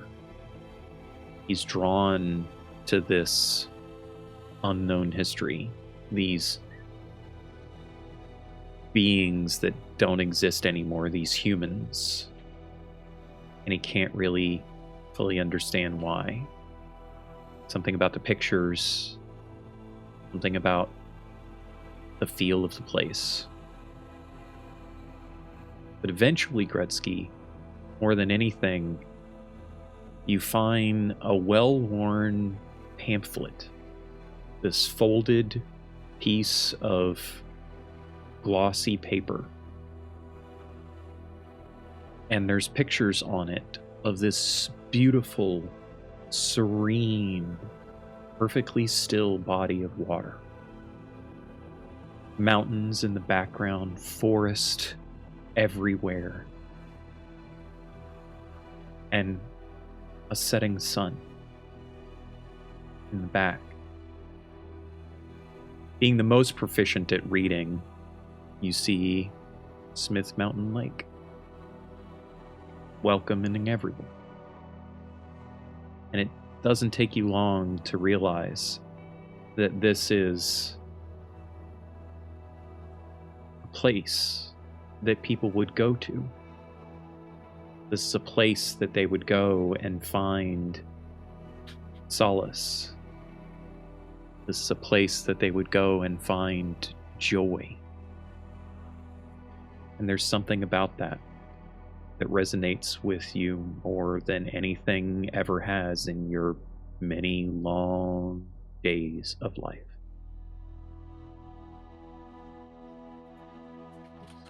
I found it!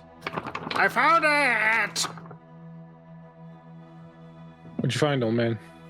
Where we need to go. Where we need to go? Are we gonna go anywhere?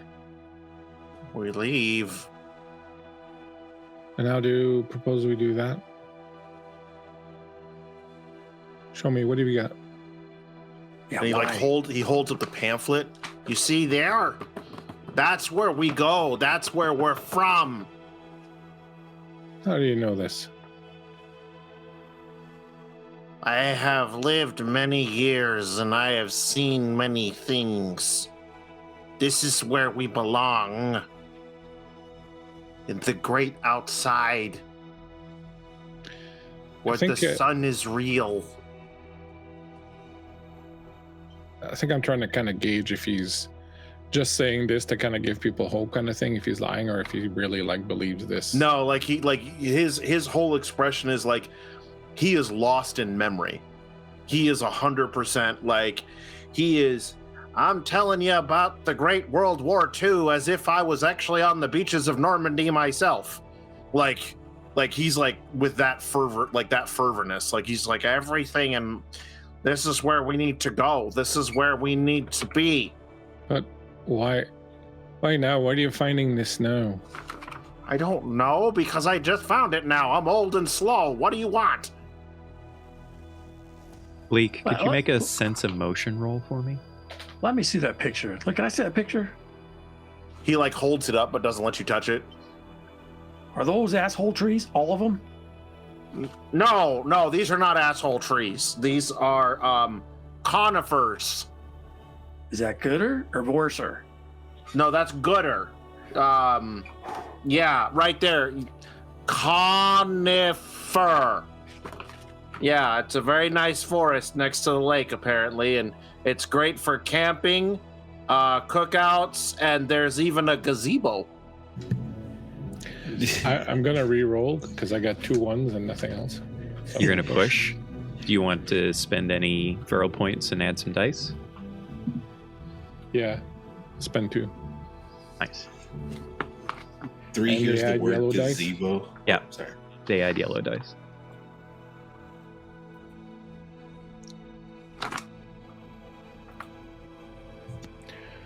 All right, so I have 1 1, 2 6s.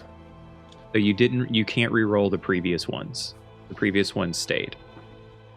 So when you push your roll, you don't re-roll any 1s or 6s. Those stay from your previous Okay, roll. well, I And didn't you said decide you anything. I just hit push. Well, I thought you had said you had 2 from before. Did you only have? Yeah, so I added 2 yellow dice and then I hit push. Right. Gotcha. But you had 2 1s from your first roll, right? Okay. Yeah, and so well, this I is didn't think, so I now didn't you do have anything to. Gotcha. You have 3 then total, and then you said 2 6s. 2 6s and 3 1s. Yeah. Got it. Okay, so you're going to get 3 feral points for that. You need to also roll 2 dice to see if you get a feral event. I only need to know if it comes up 1s.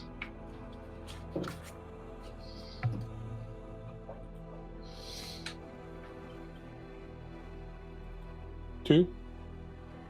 Yep, 2 dice. And I only need to know if you got 1s or if they're otherwise one. fine.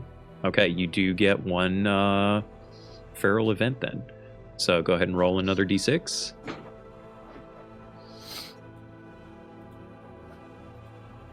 Six. Interesting. You connect with your inner beast, and for a moment it acts in perfect harmony with your human side. So, as you are watching Gretzky, you've been watching him for a couple of days now. You've been trying to pay attention to Gretzky because you've thought that he was going mad. But something occurs to you, and you're not even certain why you understand this, but maybe there's truth in the things that he says about all of the previous versions of you that have come before, of him that have come before, of Stravinsky, of Gordon, of 3, of Caligula. There have been more versions, and he has seen several. But that doesn't explain why he seems to know and intuit so much. You're starting to think that somehow Gretzky 99 might know the things that all of the other 98 Gretzkys before him knew.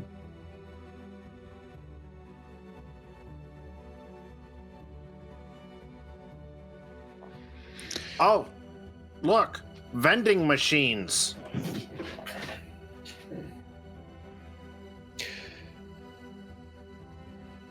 What's in a vending machine? This picture says Pepsi and Doritos. How do you know that's a vending machine? Because it says in the little blurb on here, right here. Can you not read? I can read. Do you remember anything from being at Smith Lake? Yes, I remember crystal clear waters. I remember the dirt smelled exceptionally good, and I could dig at it and dig deep into my little hovel, and nobody bothered me. Not one, except this really annoying hound dog and the fox. But then that was besides the point. And they found their own hole on that day. I tell you what. But it was smelled so good. It was so wonderful. And everything was right. And there were berries and acorns and all kinds of things you could just eat. And we could be ourselves. We could be free. Yeah, it was great. It was wonderful. It's how we should be. And it's our natural state. How long ago was this? For you, 98 of me ago. For you, Gretzky, it feels like yesterday now.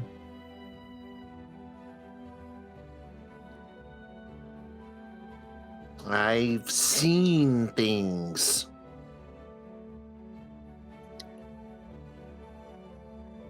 Have you ever eaten anything that came from one of those machines? Come from one of those machines? The vending machines? Mm-hmm. Yes. Once. I had Was a it? squirrel. It brought me something called a Twizzler. I didn't like it.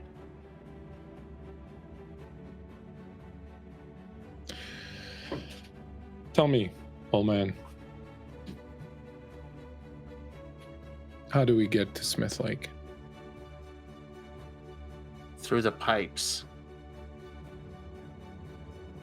I assume it's a long journey. Yes. That you're pretty sure Phobos is he doesn't know, and he's just making shit up now. Uh-huh. Let's go find the others. Okay. We're going to the great outside. Keep that paper close to you. Of course. It's my paper. I found it. I will go around Eventually- and try to. Sorry, just I want to go and round up the others. Yeah, eventually you do find the others. Gathered in front of the doors. These massive reinforced doors that are beyond this human room, as you have come to call it. They appear to be made of thick metal, crisscrossed with heavy bolts and adorned with strange symbols. Some of it even Gretzky can't read. Although Phobos tries very hard, he's able to make out words like caution, secure access, authorized persons only. And then there's a bunch of strange symbols that don't really feel like words. Gretzky, despite having himself not seen these doors before, feels that he has seen them before and doesn't think they've ever been opened. And as you're standing there in front of them, the rest of you, as your friends approach behind, occasionally you feel a faint hum of vibration through the floor. It gets strong and then diminishes and goes away again. Then a random time later, it will happen again. You don't know what it means. But it feels like a machine.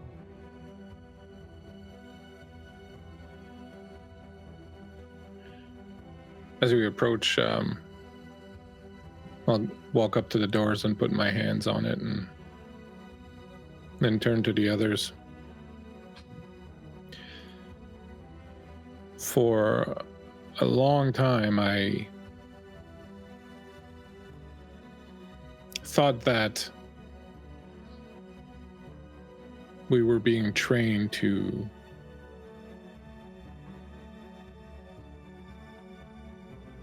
find out what we could do. That these tests that we had to do were about finding out how we could perform, what we could do. And then when everyone disappeared and the machine stopped coming, I thought we'd been abandoned by those who created us, by the gods that made us. It's sad to me because I felt that our purpose was to discover a greater secret, a greater truth behind them, who they were and why they had created us. And when they abandoned us, I thought we had screwed up somehow. We had failed the ultimate test. We had somehow offended them. And so they abandoned us. But I see now that that's not it. They have been preparing us. And this is the test. This is the test that they have put before us to see whether or not we are worthy of their secret.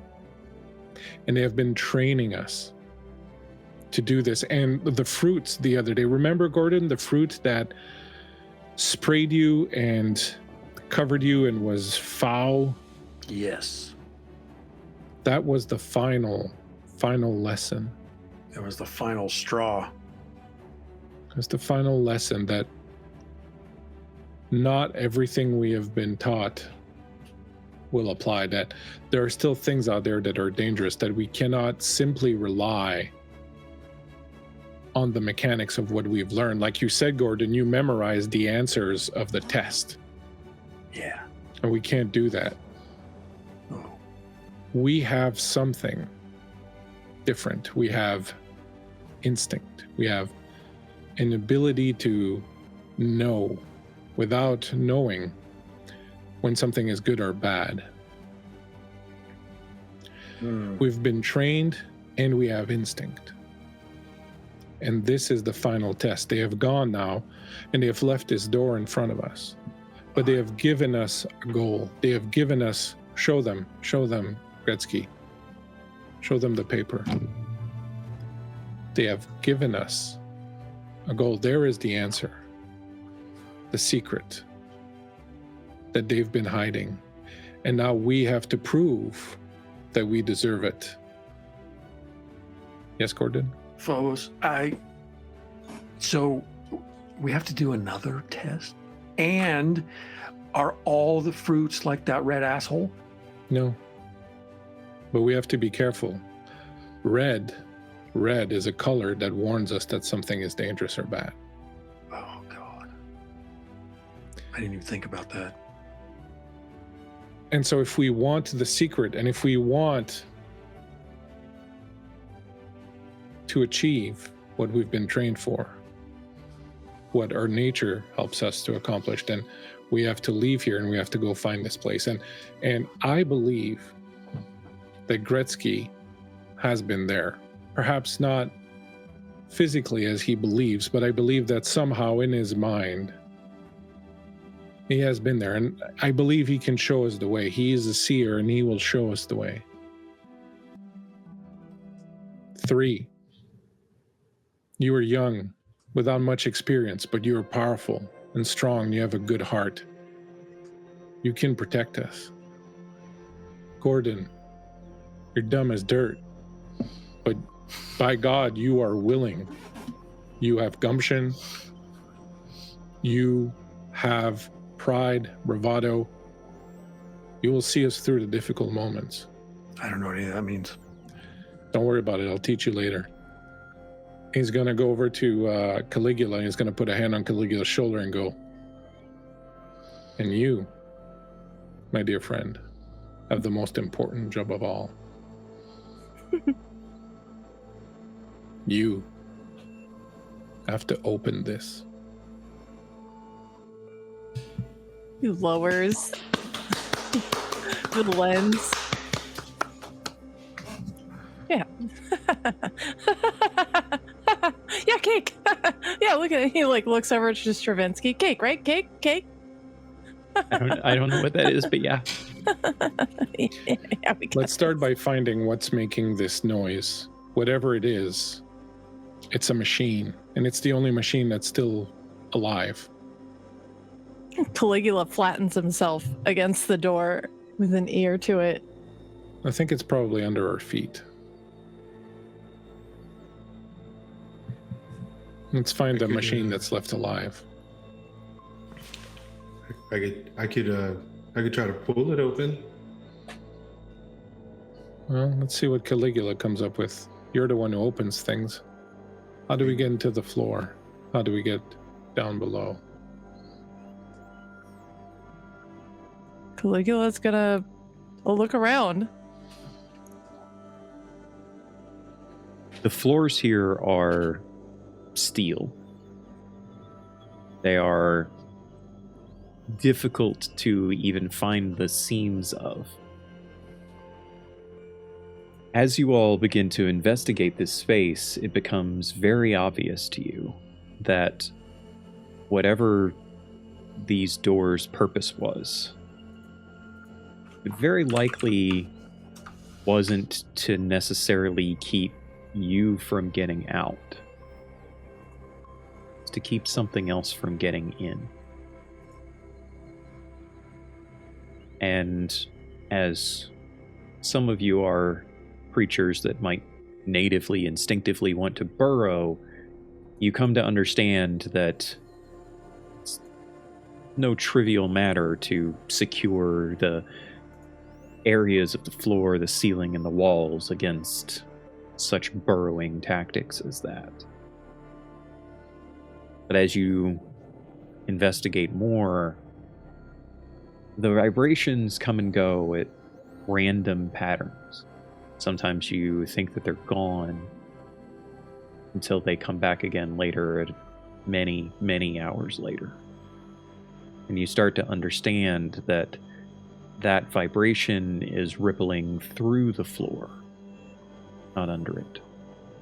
It's something beyond the doors that approaches the doors and then leaves. More than that, you find yourselves hungry. A lot. You find it difficult to concentrate at times as your hunger sets in. Survival modes start kicking in for each of you. Even Gretzky, as old as he might be, at some point or other, snaps. says something he didn't mean to one of the others because of how hungry he is. Each of you in turn starts trying to decide how you're going to survive, to even get out, to find this Smith Mountain Lake. Eventually, you return to the habitat. You find, over time, it changes, but it becomes, more or less, your most effective means of survival. Without the machines there to trim the branches or regulate the water or to adjust the natural order of things, nature begins to take hold in ways that it couldn't before.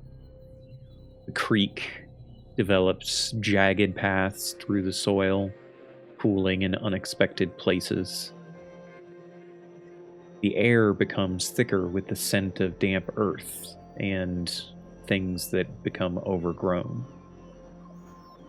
Plants grow wilder with each passing day. Vines begin to stretch across the trees, twisting in the artificial light. And the once sparse canopy, carefully trimmed back every single day by the machines, thickens. It shifts, casting shadows on the ground below. Here and there, you spot clusters of different kinds of fruit now. Some blue, a few yellow, with just the barest hint of amber, and a few red, of note.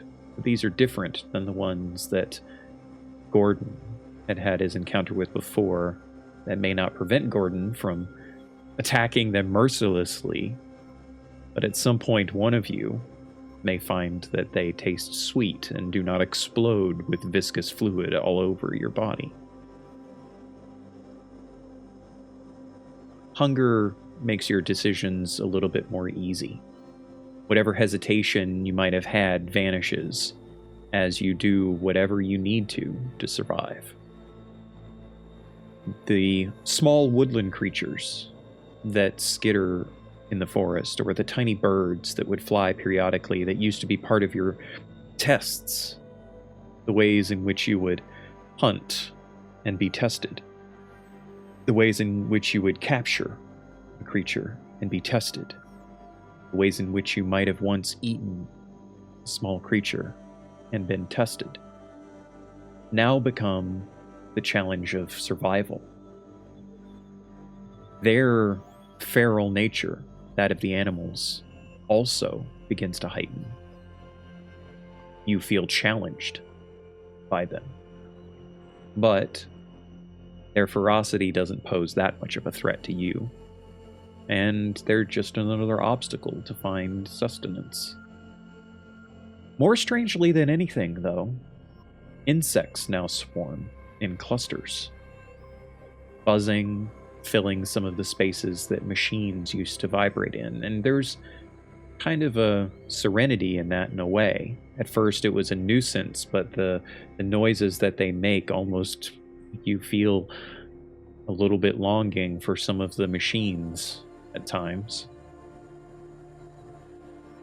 Eventually your hunger might even be sated by a fat grub or some other bit of carapaced protein consumed when necessity arises. This habitat that once offered you such simple comforts is now the center of your very survival, and its overgrown wilds are challenging but rewarding. Each of you develops your own skills for things, whether it be finding parts of machines to create something different, or taking chunks of discarded fragments of things and turning them into weapons for hunting, or even somehow managing to concoct some type of still and create strange concoctions of juices and tasty beverage or healing potency. Each of you develops the skills that you need to survive. Many, many days go by eventually, and you're no closer to opening the doors. A little bit of doubt starts to set in for each of you at different times. But Gretzky in particular holds true through all of it. And whether you buy into his notion of Smith Mountain Lake being everything you need it to be or not, it's still important. You start sleeping here in the habitat. You start experiencing a night sky for once. Small twinkles of light hovering above. A round one, larger than the twinkles. Gretzky keeps calling it a moon. Pockmarks covering it in many places. Floats across the sky. You had never experienced night with the machines, but now that you have this freedom, now you get to. And it means something. It changes you. And on one of these particular nights, as you are resting, sleeping, or just lightly dozing, or staring up into the sky, thinking about what your next meal might be, you hear a sound that you had thought you had forgotten. A scraping of metal. Whoever awakens glances over and you see an overgrown section of vines with a thick layer of moss all of a sudden dislodge, and the metal surfaces of a machine start rising up out of the ground. It's sharp noises followed by a low stuttering whir as an arm drifts out from behind, and you see a thick blade on the end begin to speed up. A blade that would cut tree and stone and ground before now looks as though it could cut flesh. And a fear takes hold within you as a red sensor light flickers to life, glowing faintly through the haze of the moss and overgrowth, and turns its direction towards you. That's where we're going to call it tonight, ladies and gentlemen. Thank you so much for joining us.